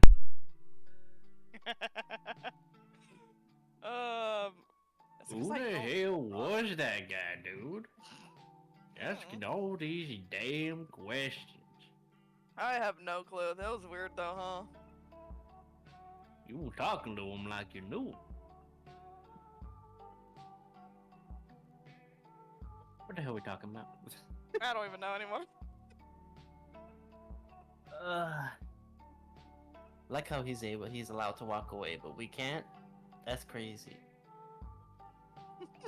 You know, we should overthrow him, Spirit. We should be like, I don't want to do that, and then we just do it. You know, just to accuse him, confuse him, like trick him out. You know what I mean? Hmm. Sometimes it feels Probably. like we don't have enough chaos here, and I bring so much chaos, but it's like it's not enough. I think we need a couple tables just so I can flip them. Especially with somebody like sitting on the table, that would be interesting, wouldn't it? Yeah. You think they would go flying, or would they just roll? I don't know. Where does physics come in here? I don't know. I remember doing that whole physics and law of motion fucking shit in middle school. Who invented physics? You know who that guy was? A nerd. That's what he What? was. I was like, fuck, what's his name? His name was No. Dude. Oh, Isaac Newton. Yeah. He made physics because an apple fell from a tree, and he was like, Oh yeah, didn't it hit him on the head? He was like, I know. Yep. I know physics and understand it now. Thank you, tree. Thank you, tree. Oh yeah, I remember that. Yeah, that's crazy. I remember literally half of my year in middle school one year was learning about physics. Don't ask me why I was learning about complicated physics in 7th grade. I aced the test fabulously. Oh yeah. Oh yeah, I was good in science. Nice. I probably would have gotten better grades in school if I actually did my homework and studied, but I didn't. Oh, did you never do your homework? Not a lot of times, no. That's crazy. I would literally be like so bad at homework, and my grades would like get low, but I would pass a lot of the tests, especially in English. I was really lazy in English. I could have easily gotten an A in English, but I got like B's because I was lazy. Yeah, I feel that. Because I'm really good in English. My English classes. I was literally in one of the classes. I was the nerd. And my teacher used my writings as examples for the class. Oh, that's crazy. Damn. Teacher really said, hey, everyone look at that child. Well, it didn't help that I'd had a lot of the people in that class, English was not their first language. So, yeah, a lot of people really struggled in that class because, yeah, I could tell with like some of the writings when I would read it. Because sometimes we would pass our writings to like, oh, let's review it with each other. And there was a time we did a book report and we were reading a book, and I just couldn't. They were going so slow. They were going so fucking slow also. It was like a chapter a week or something like that, or like a couple chapters a week, and I was like, I can't. I asked my teacher, I was like, can I read ahead? This is torture for me. And she's like, yeah, sure. 2 days later, I finished the book. She just looks at me, she's like, he read the entire thing. I was like, yeah, it was great. I loved it. She just looks at me like I'm crazy. She's like, huh. I did not expect to finish that book. That's why you weren't doing your homework. You're spending your time reading books. Yeah. It was Ender's Game. You ever read that book or seen the movie? I think I remember reading it like as a kid, but I honestly don't remember. It was weird. Futuristic war. I remember it was like, yeah, there were like VR games, and then somehow it was like real at the same time. Oh yeah, that was fucked up. Basically, like these like child soldiers were sent through these like war simulation, battle simulations. And at the end, the one like main kid like, oh, go through this really hard battle simulation. It's the last one, and it's really risky. And he like did it, made a risky maneuver, and he won. And he's like, they're like, oh my god, that was great. Like you won the war. And he's like, huh? It's like, oh yeah, that was real. Every like ship in this simulation, there was a person on that ship. You killed hundreds. It's like. I have returned with water and a McDouble. Huh? I returned with water and a McDonald's McDouble. Nice. You're a bitch. All full. You didn't let us get food or water. You didn't say we could do that. You forced us here. You chained us here. You came willingly. You came willingly into the basement. No. You threw my sandwich down the hole and I had to get it. Then you locked the door behind me. Look, I feed you through the saline pouches. You're fine. It's crazy. You're crushing that fucking coffee in McDonald's right there through your fucking IV. Don't you remember? I got that latte for you, right? When'd you strap me down? Get away. Huh? Help. Help. Spirit, help me. Nah. Busy. Carnival? Or regular gas station? Oh, is it my choice? No, Oh, both I know of it's them. Paulson's choice. You know something? I like myself a bit of a carnival. So the carnival? Take me to that carnival. You'll never I believe love what I horses. heard of those horses.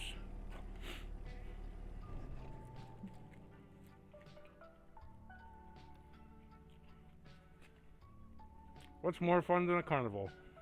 There are games, rides, people in costumes, and all the junk food you could ever want. Do I look scary? Your first order of business is obviously consuming a pile of cotton candy bigger than your head. Then while you ride the rescuing the sugar rush, what do you do next?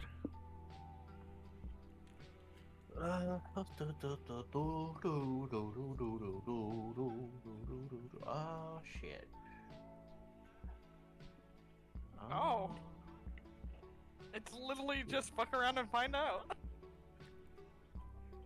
You know, let's go House of Mirrors. That looks like a fun time. You wander through the Hall of Mirrors and you stumble upon an unexpected visage. Yourself. I didn't realize I had no personality. No. Oh, it's just me. Hi. Are you doing good? Do your parents love You know you're pathetic. Oh no. What? Which of your little proms and summer camps and your stupid road trips? Well, I like them. They just get very sexual. Sure you do. They're weak distractions. You try to fill the void inside yourself. What's wrong with wanting a void filled? What's wrong with wanting to connect with people? Fair, I guess you need to hold hands with someone while you wait for your end of all things. Are you trying to hold my hand? I'll take it. You're just trying to get inside my head. I'm literally inside your head, and you know I'm right. You can say otherwise, but I can taste your fear, and your fear doesn't lie. Hey, we have a rule of consent here. You have to ask Go to be ahead. inside me. Enjoy your little games. It won't last forever. Okay. Ugh. Ah. Ah. Youts. Huh? Dot. Hey, you. Stop being rude. Oh, hi. Who are you? I guess I'm also you. Maybe I'm some sort of coping mechanism. Who knows?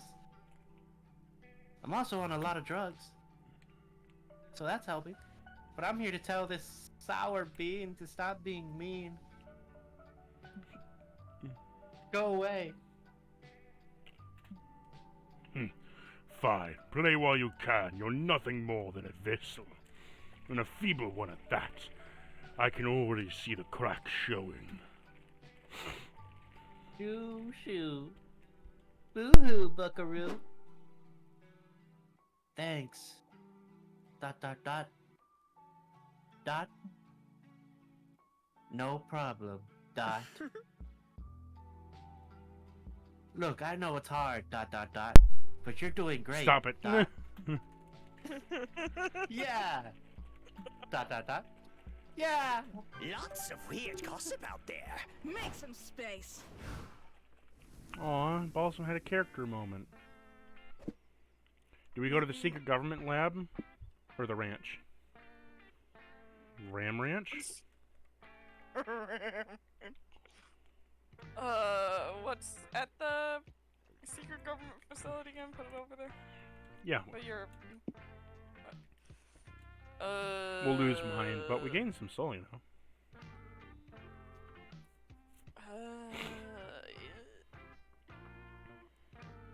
You know. Yeah, let's do that. Our mind is pretty good. Our soul kind of does need a little bit of a boost.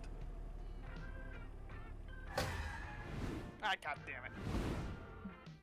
You're driving and having a nice conversation with Moss when you see a girl and thump on the side of the road. Oh, another hitchhiker? Pick her up a mirror. You pull over to let her in. Thank you, she says softly, just dropping off 1 or 2 miles up ahead. can do. My name's Mossman. I'm a senior hitchhiker around this car, and I'll show you these ropes. Moss spiritedly lays out the juiciest gossip for the hitchhiker. Halfway through the story, the Scott's weird jacket stains. You pass a big cliffside curve. Look at that, says the hitchhiker. I drove all this curve myself not long ago, and my car ditched me over the curve and I died. Wow, really? It's super cool how open you are about your death. I died in a similar way. Wait, what? Ghost stuff? We're like ghost sisters from another Mister, if that Mister was Mr. Car Accident. Sorry, this is just weird. This isn't how I expected this conversation to go. Normally, I just drop that and I'm already dead bomb. What? Hold on a moment. Fly is bugging me. Oh, we can hear it. Normally, I drop that and I'm already dead. Bomb, everyone freaks out and I vanish into the air. I don't really have to follow up. Well, hey, the vanishing hitchhiker routine is a classic. I respect it. But in a car with fellow ghosts and cryptids, I don't quite pack the same punch. Luckily for you, I'm an expert at exaggerating the truth. For clout, and Admira here always is choosing wacky options to escalate situations. The two of us can surely come up with a great secondary twist to add to your spooky tale. Any ideas, Admira? Good stories need a conflict and a charismatic villain. The twist hitchhiker didn't die in the curve. She was murdered by the curve. Include product placement in your urban legend. Oh, the first one, she was murdered by the curve. Oh, I like it. Spooky, nonsensical twist sounds intriguing to me. Good urban legend. But it needs justification. Why did the curve turn evil? Oh, I got it. Maybe it was abandoned by its road pirates. It never got over it. Nice. Maybe it has a gun. Sure, why not give the curve out revenge, trying to find its road parents and get back at everyone who drove all over it. And the curve is super mad at all the people who have nice parents, instead of its mean old crappy parents, so it kills them out of revenge. Huh? Yes, and just like when it starts to get intriguing, you build up the reaches of the zenith and you do your big reveal. Then she gets immersive. You're not just going to spook the driver, you're going to get him recruiting the driver because its madness ends today. Yes. And you have a gun, and you give the driver a gun. Give everyone guns. Yes, this is the Give me a sequel gun. to the vanishing hitchhiker that takes revenge on the evil curve with a gun. Well, that's complete nonsense, the ghost girl says, but I'll definitely shake up my tail routine. Thanks, I guess. live No problem. Helping fellow cryptids grow in their legends and to freak people out is my passion. You lost 3 mine, trying to give an understand of all those disconnected twists and gain +3 hype from all the exciting you've been created. Man, that was even before we got to this. Oh no. You're a government conspiracy theorist. Well, you're about to be. Science! Welcome to the secret government laboratory, where your favorite politicians order their scientists to play God. And there's a grisly experiments, mutated creatures, and crimes against monstrous galore. What catches your interest? Scientific tests gone horribly wrong. Check out the weird cloudy tank, the menacing silhouette. Weird, forbidden experiments. Let's check out the menacing silhouette. You're wandering around the lab when you hear a huge cloudy tank backward surrounding a warning Molly, sign. I have a question.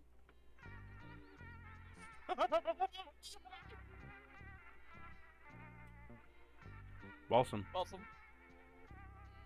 Are you still with us, Balsam? Are you alive, Balsam? He might have gone somewhere. This sign says beware of sexual amalgamate. Handle only with hazmat suit and post-nut clarity. What's a sex amalgamate? Let's read these notes and find out. The sexmalgamate was discovered in wandering through it, screaming incoherently and setting occasional fires. It excretes pure sex sulfate, the chemical that makes all things sexy. Cool.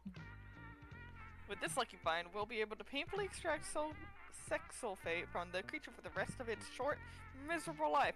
What could go wrong? What does it say after that? Yeah, it's mostly ketchup stains on the last pages. Scientists probably eat fries on the job too. You say there's a weird, sexy creature in this tank? It smells familiar, like lighter fluid, hairspray, and angst. Is that? Gah! Wait, hold the fucking phone. You're telling me that these scientists discovered a creature that's basically the mutant pinnacle of pure sexiness? And it looks like Damien? What's up, noobs? Sup, noobs?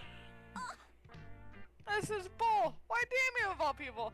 I'm the fan favorite Polly. I've got the bodacious mom and the ass that won't quit. Oh, Poor little abomination. We should free him. He deserves to live a fully sexy life. I guess that's true. Poor multi Damien. You're You gotta read it.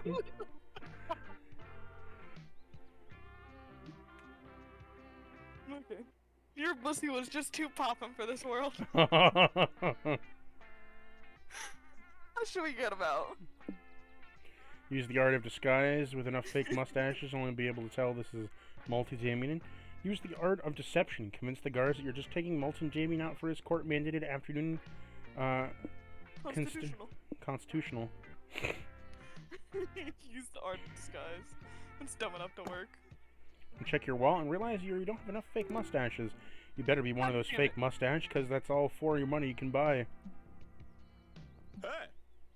Works for me. You sneak multi-Damien out down the hall. You can see the exit just before the you reach hell? the security guard steps in your path. You're not me. Wait! You can't leave without clearance, says the guard. I need to confine your escaping experiments with a newborn baby, clones, or anything. Not a spicy red baby. I'm sure you aren't, sir, but you gotta know how the bigwigs corporate got. I've just gotta get some routine questions to verify your identity. Like 1. the What's your man preferred with the material knife. choice? See, I prefer wood myself, but I won't judge your preferences. How old are you? I'm a spicy red adult. Ah yes, the prime of one of those lives. I miss my spicy young adult years. Last question, and then let's let you go. What is your legal name? Oh really? Must be a foreign name. I'm not familiar with, is it spelled with a 6 or 7 A's? Suddenly alarm goes off. Everyone evacuate! The speaker screams, Sexclamate is on the loose! Crap. Pard puts his hand on the gun. Shit! You're done for! The guy is pretty evacuated and he says, but take my gun before you go. The Sexclamate's dangerous beast. You civilians should protect yourselves. Good luck. Bye. Give it to the child. You got it, bro. See you later. Ooh, you're all successfully free. The multi-Damien is wandered in the wilds again. You gain +4 soul through your efforts, and you free the gun. Resources are like rumors. We got a They can get free really gun. weird. Free gun. Oh my gosh. Be honest, we need money. I know. We need money. You'll never believe what I heard about that cactus. He's quite an odd fellow. Yo, that's you. Well, you've never seen technology this advanced The before. future is here. Finally, you can answer these questions like the future of virtual reality. Is crypto really a currency of tomorrow? And what the fuck are NFTs anyway? There's so much to see, but only so much time you want to check out. True AI. You walk into a full room of elegant people. There's a pianist, murders, waiters serving sushi, and some engineers taking notes. Ah, guest, says engineer. Welcome to the showcase of our latest invention, the AI that can pass for a regular monster. We're actually doing a publicity stunt right now, and there's one robot in the room with us. If you can correctly guess who it is, you'll get a cash prize. Whoa. Oh, that's crazy, Polly. Are you the robot? Mm-hmm. I don't think so. I can dance a mean robot, but that doesn't mean I am one. What about you, Scott? Are you the robot? I don't know. Can a robot be a good boy? If it was programmed that way, sure. Huh. Really? Then maybe I am the robot. I can't believe I have to say this, but no, Scott, this isn't the robot. How do you know that, Brian? Are you the robot? Yeah, No, Brian. none of us are the robot, obviously. Sounds like something a robot would say. I'll let it Oh, go the for now, robot but you're on combo. thin fucking ice. Well, none of us are the robot. How we gonna figure out who here is the robot? Print to be dismayed about every conversation you hold in this exercise to throw out your drink out of your involuntary is a sign of a strong disapproval. Start a conversation topics that would be hard for a cold logical mind to truly comprehend. See who cracks first. 3 of you approach a group of socialists sitting in some sofas and talking. It's just so tragic. One woman saying motherless illness progressively to the point of return. The doctor says she only has a few weeks left. Fuck that noise. You should try healing crystals. Everyone knows illnesses are caused by a buildup of bad vibes. Just Yeah, rub some sure. clear quartz on her forehead and you'll be suck those shitty vibes right out. That makes sense, says the socialist. Healthcare is free in most of the world, but healing crystals aren't. And everyone knows expensive things are always better. You notice one rich man taking part in this conversation. He's being strangely quiet. Muscles!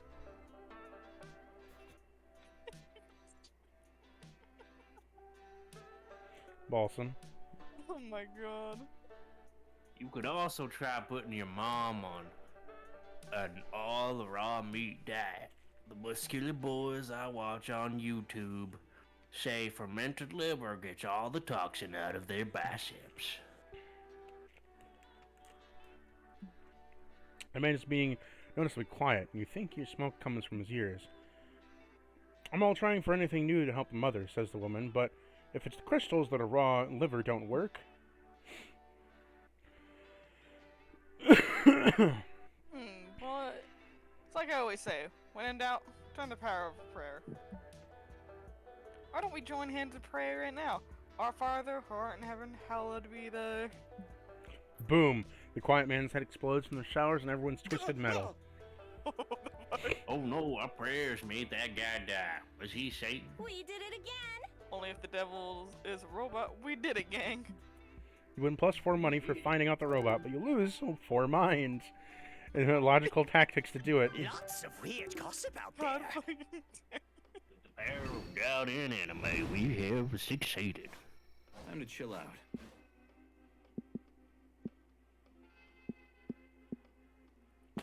I'm not sure where to go. Where are you going, Balsam? damn. You want to be the last one to talk to the people, or you want me to do it? Spirit. Up to you, bud. I'll talk to Polly. Where to go What are you now? doing, Amira?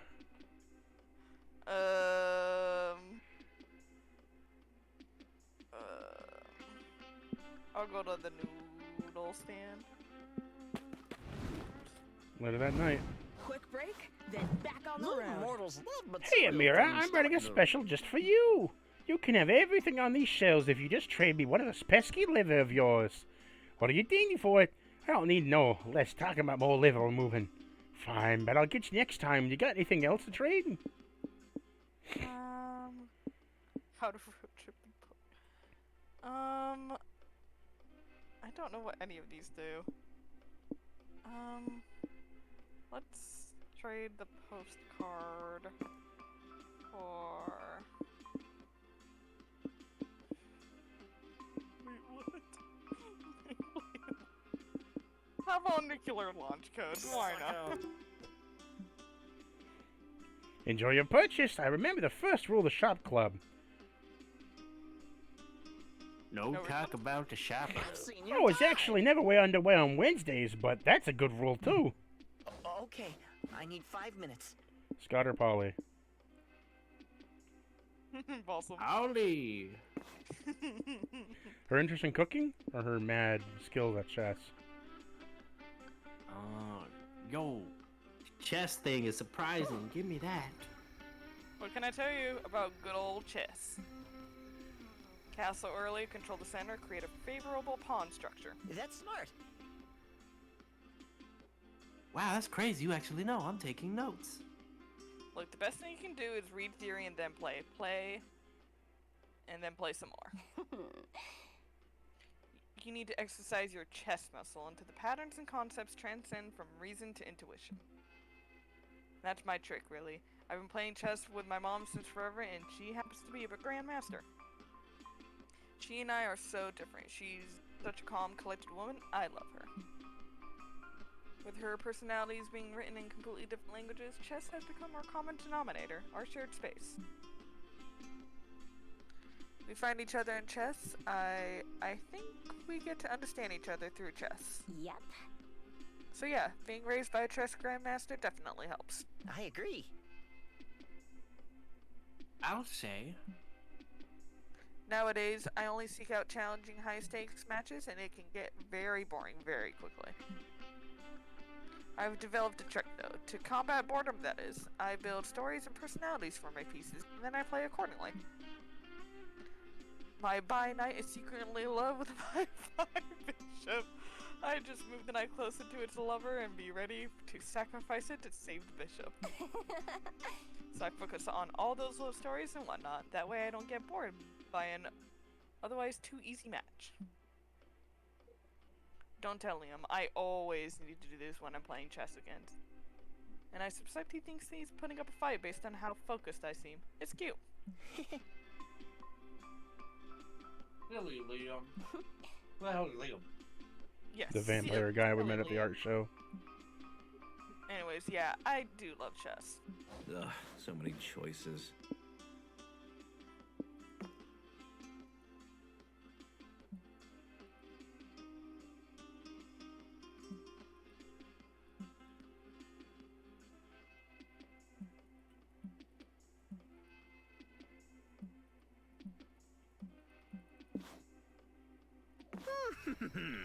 Yes, a ton of incredible, interesting research concluded at the Cryptic Academy.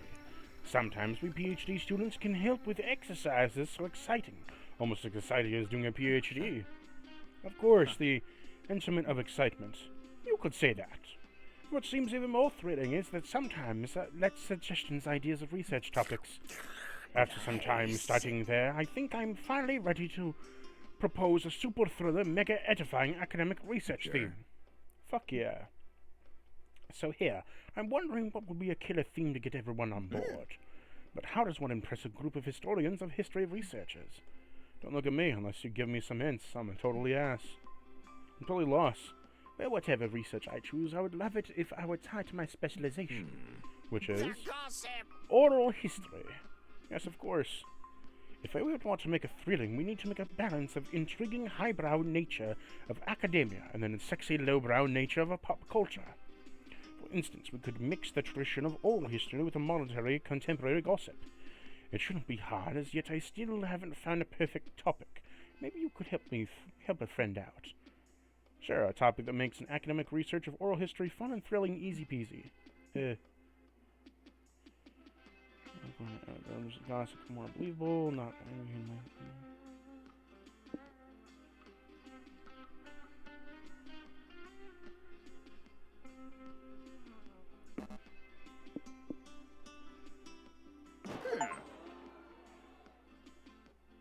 You're saying that of all the gossip used, more adverbs should make it sound better regardless of the context?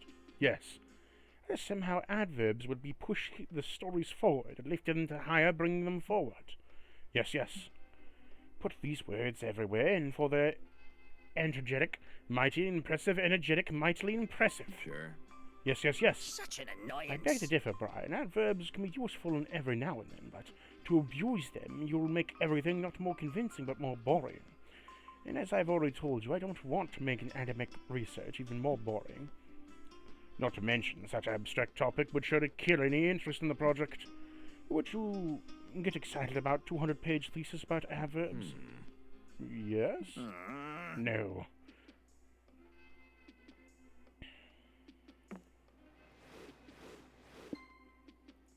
Hey, I'm number one. Oh, seems we have another week, guys. As more fucking crazy characters, can we not save? No. Saving is not an option. Oh my god. Do you need a break for a little bit? I'm in it. Here, we'll take a quick bio break. Unpause. Okay. Go. Make sure I'm unpaused before I do anything. Yep, unpaused. Okay, where are we going? Here, the circus or the movie set? Your turn, Balsam. I'm feeling like a movie star today, so let's go to the movie set. If I drink, I'd be a car. I drink. Everyone, at some point, wonders in what it'd be like to be a movie star. And You still don't know exactly what it's like, but you're just humble road tripper trespassing in the movie set. That might be the closest thing you've ever gotten to Hollywood, so you must make most of it now. What do you do?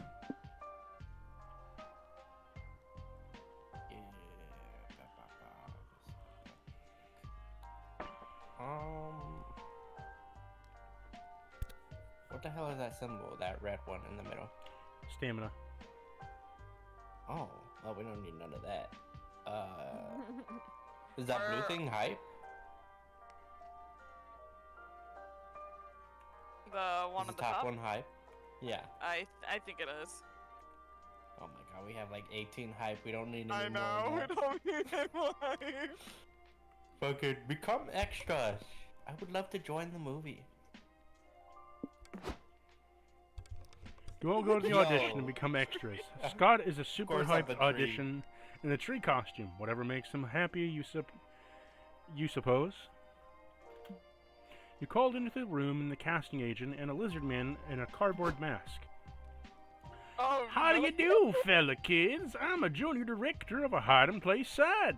I'm important of all extras to be able to camouflage in the crowd. Hey! Hey, Counselor Flodge. You brought your costume from home too? Awesome. Also, have we How'd met you know it was before? me? I mean, good job, kids. You passed the test. Most important role as extra is to blend in. You know what you can do extra. To be an expert. Ignore him. Inside the casting agent. Security's tried to throw him out 6 times, but he's too damn good at disguises and keeps pretending to be one of the set pieces. Anyway, why are you auditioning as a tree? You know the movie set is a Saturn, right? There's no trees on Saturn. Unless we CGI them in. Yeah, but I play a really Yeah. good tree. Watch me act like I'm turning in the sunlight What the and hell? feel You're good. not me. Shut up. Wink! ... Guy, I think I'm killing it. Not happening. Until I quote the script, man, I miss earth and trees, and now the wonderful trees hadn't gone extinct 100 years ago. Unsure of the era of no trees, zero trees, okay? Just then a director walks in and gasps. Who is this beautiful tree man? You're my new muse. I will rewrite the entire script around this new pro-tree gonist. The casting director's forehead hits the table. This is going well. Now it's time for you to do an audition. What part of you are you going for?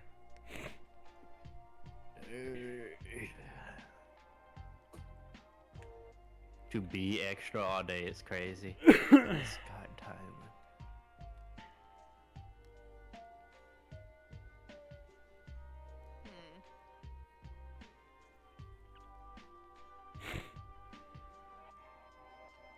Hmm.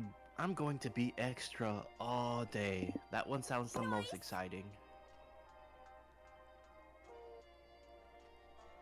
Spirit? Nice. I'm doing that too now. I'm already extra as hell. I might as well make a career out of it. But being extra isn't a job. The casting agent says no one's going to pay you to be an extra on the set.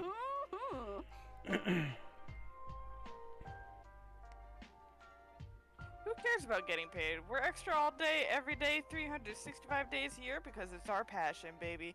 Let there be confetti. You and Polly find a confetti cannon that settles in, and you've set to film the big romance scene between you and the leading astronaut and his alien lover. Okay, everyone, let's hit this one take, the director says. Lights, camera, action. No way, Boo. No, boo, you gotta say it like this. Cue spotlights, roll the camera, put your hands together, ladies and gentlemen, and etc. and action. I'm a tree! Hi, everybody. I'm Scott. I'm a tree. Call me Scott Tree. Tree Scott. Scott Pilgrim. That's the movie now. You're short. Really? I think movies would be a lot easier to follow if all the characters introduced themselves at the beginning of every scene. I'm Scott Pilgrim. Grease car should be introduced by riding a jet ski through the street set wall. Then your scene should be extra memorable. Wow. You're really bad actors, but I'm so captivated by Tree Scott that I want to try a jet skiing thing out. Producer, bring me more budget! Thanks to your extra suggestions, the movie set ends up featuring 100% more exploding hyenas and Tree Scott rapping battles of the antagonist corpse in this final. You don't get paid since you were never hired in the first place. You lose 3 stamina, but Scott insists on doing his own stunts. Oh my and god, getting we're plus hype. 3 hype. Time to show you how it's done. Doom's Diner or National Park. National Park let's go to loses Doom's you Diner. everything. Yeah, Doom's Diner. 69 You bottles. do something Beer that on takes the up wall. all hype. I know. We need stamina. Read about the diner. Well, you could have gone to the national park, but you read about the diner and listings of the top 10 most cursed restaurants you should never ever visit. Such a cursed place. Obviously, you took the actual challenge. Seriously, though, after the dark magic you messed with the other years, you think you can handle this diner. So now you're here. What do you do? Yeah, let's order something. Let's try to get That's plus hype. some stamina. Oh, you want that, to order something? Okay. Yeah, order something. You all enter the diner and sit down to order. Your waiter appears in a cloud of baleful energy and the French fry smell. Welcome to Dom's Diner. Behold a den of shadow and rot, heavy with the weight of curses handed down from generation to... Yeah, we already heard it from your greeter. He's in the parking lot with this screaming at the end of all diners nigh. Oh, you mean Naked Dave? He doesn't work here. Oh, does he act like that because he's cursed now? Yeah, I took the wrong kind of shrooms. But this place can and will curse you. Even the menu items harbor dark, forbidden magic. It will permanently ruin you if you consume it. Yeah, speaking of the menu, if I order the Doom Burger meal deal, can I replace my side with a beer and also my entree? Actually, I think I just want 3 beers. One hot wings, please. Which sauce do you recommend? What are you eating? Yellow is Tabasco and Las Vegas, or a little blood maybe. What are you eating?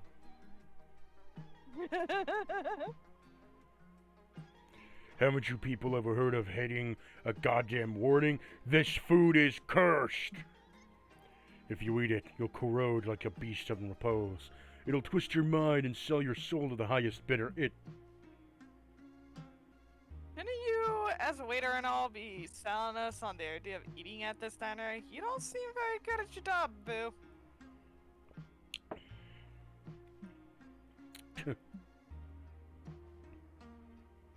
Hey, Amara, what are you gonna order? An evil milkshake with the deviled eggs and extra devilish, the everything burger, or soup. I do like soup.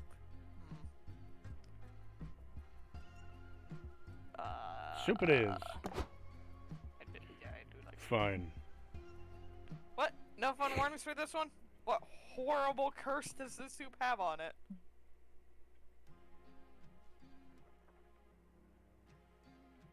Awesome. Is it a soup that an evil forest hag used to boil a child? Was this soup the last meal of an 18th century archbishop who died under mysterious circumstances?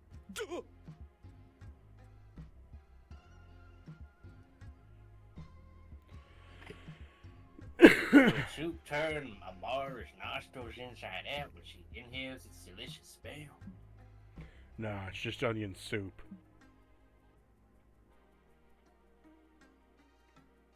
Jesus. Oh, are the onions cursed? Jesus Christ, what? You're narrating. What's your issue? Like trying to walk away for like a single second. It's not letting me. Nope. Man. Well, that's kind of a letdown. Man, everyone's critique. You lose 4 hype, and you eat this lame soup, but it tastes pretty good, and you gain plus 4 stamina. It's my turn again. Let's go. Get the rest. Let's go! Good trade. I know, we have so much time. Yo. That's why I can never go back to the bakery. No way you didn't choose the monster truck, Jam. Factories are ruled by long hours, hard physical labor, and crushing weight of capitalism on everyone's shoulders. Work. It's obvious the perfect place for you is to have fun, cause a little chaos. There are rows upon rows and convoy belts stapled by work assembly and something on how to participate. Work a machine. You approach the foreman and ask what your friends could work at the factory all day. For just one day, he asks. I mean, not really how employment contracts work. Balsam. I think One damn second. One damn second. Give me a sec. What you doing? Damn.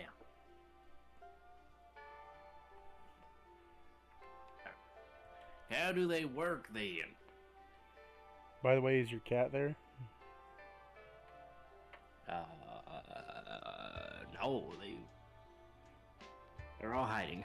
Where'd they go? They work well, Never hear I one don't of know. them. When I think about it, half our employees are in the draconian contracts with nonsensical clauses and half are no contract at all. You know what? Fuck it. Some guys called in today, you can fill in for them. Cool. Is there any sort of training we need to do to operate their equipment properly? Nah, you just need to screwing and screw 3B to the panel for an 8 to 12 hours isn't that hard.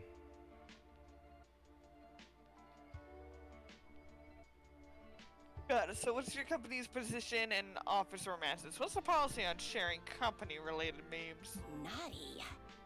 Is there a group chat for all the employees? Are there any rules on using lewd emojis? What? We don't have a policy for any of that stuff.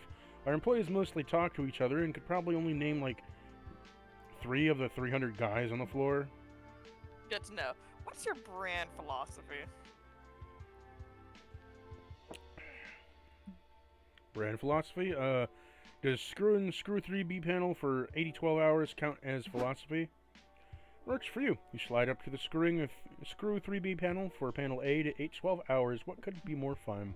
After about 15 minutes, you realize that anything would be more fun doing this. Luckily, there's no contracts to work here, so it's up to you to decide how to work today. It's how much you're going to commit to this torture. Work forever until life looks like a panel A and outright to solve the assuming screw B into where the screw B is to work for your life now. Yes, this is your dream. Whatever your kids wanted to be astronauts or rock stars, you knew calling was screw 3B into panel A. You throw yourself with your body and soul and work. You're about to screw in panels. There's your flesh, your blood. You're tethered to this dreary world, your life and love, your God incarnate. Hey, Brian. That was the lunch bell. Wanna eat with us? Who needs lunch? I'll happily lose 4 stamina. I'll sustain myself on 2 magic to worship the screw through B. We needed that, Brian. You have to die now. Don't listen to her, Scott. It's the anti-screw 3B rhetoric, the blasphemy of the highest order. Yep, he's gone off the deep end. Oh. Too much stamina in the pool. I'll get the net.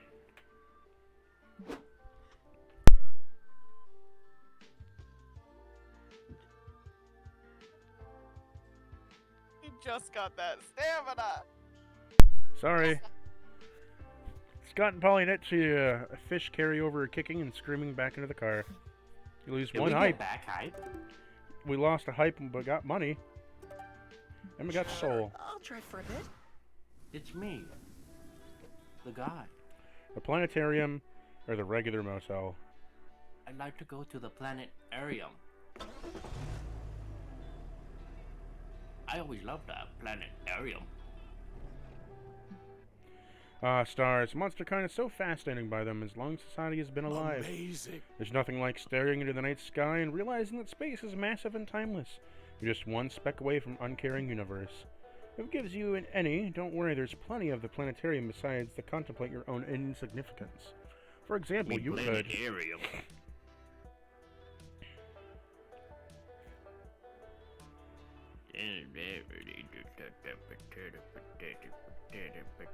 You know what? We're going all in. Watch the laser show. You and Scott Polly are sitting back in your seats waiting for the laser show to start when suddenly a man appears before you in a cloud of magic and a cheap rum Hey, smell. bro. Hey, bro.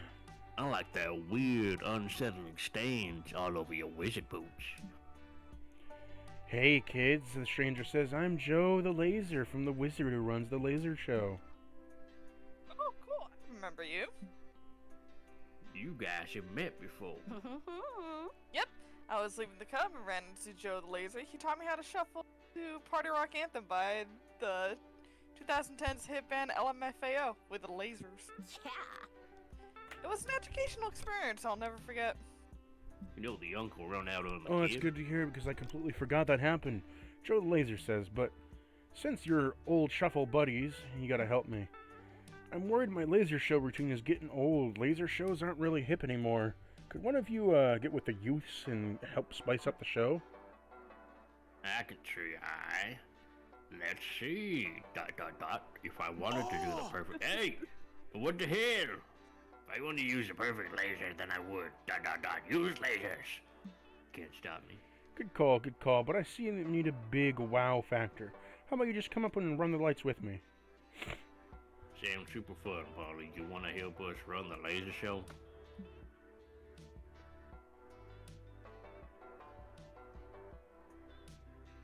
Polly? No thanks. Unlike Joe the Laser, I know better than to operate pyrotechnical equipment while I'm drunk. Bye, boo.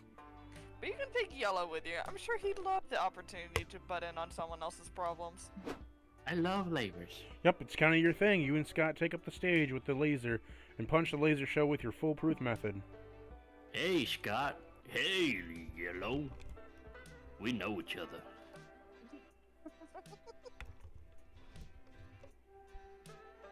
So what are you choosing? 1, 2, or 3?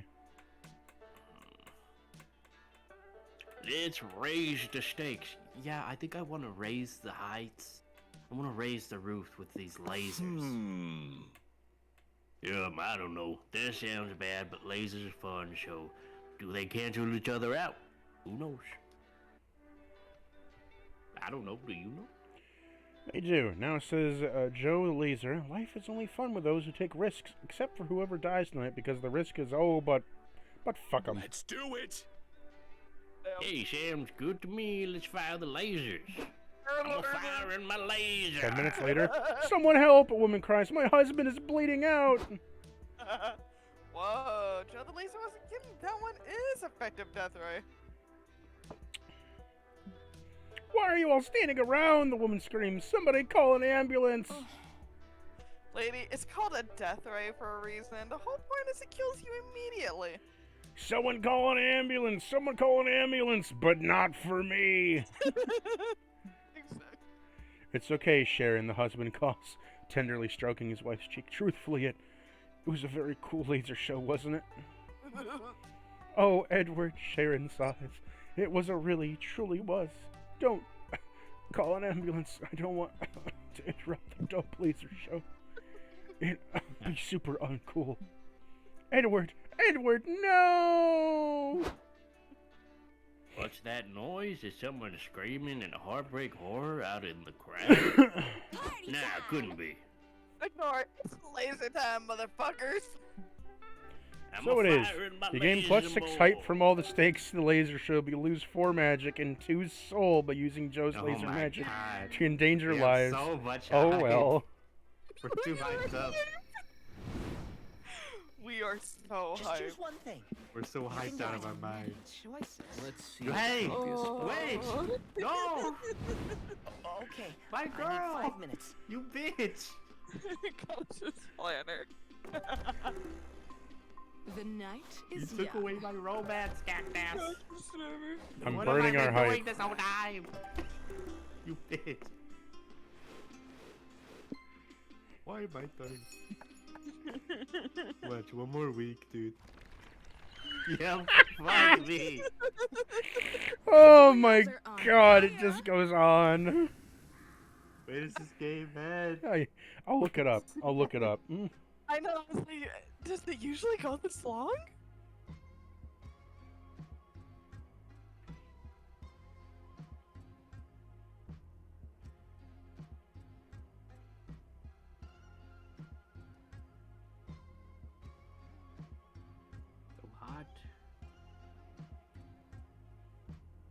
Too hot.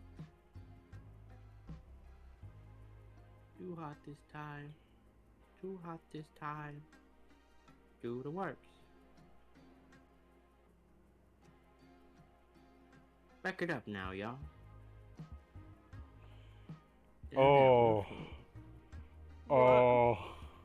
Oh, what? Oh. It Oh, goes up what? to 10 weeks. Yeah, no, that's it. That's it. Check this. Oh, all 9 weeks. You're good at this. That's fucking crazy. We'll keep We had a good going. run. We'll keep going. No, we're fucking done. I'm gonna leave. No, stay. I'm not fucking No, going for 10 stay, years. stay. Come on. It's literally gonna be midnight. I'm fucking going. No, stay. Come on. No, fuck that. Just I'm for a done. little, for a little while longer. No. Please. No. No. We'll do another game some other time. No, stop. Hold on a minute.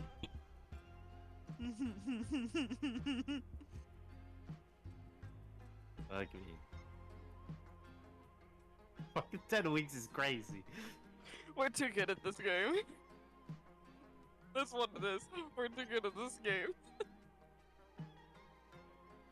Oh my word. I'm looking up how many weeks there are.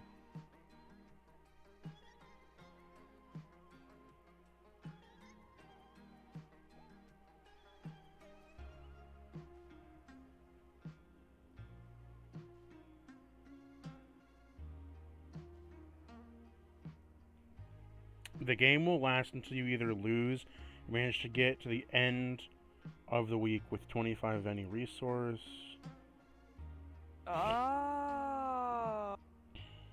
Damn it, we should have been putting up more hype. Damn The game ends when you get to your destination and reach 25 of one stat. Aw, darn it, we should have been maximizing that hype. We had so much, we were so close in hype. TLDR, it'll go on for a maximum of 30 weeks. Damn. I do think it has a save feature. Let me check real quick. If I go back to the menu, does she want to quit the current game?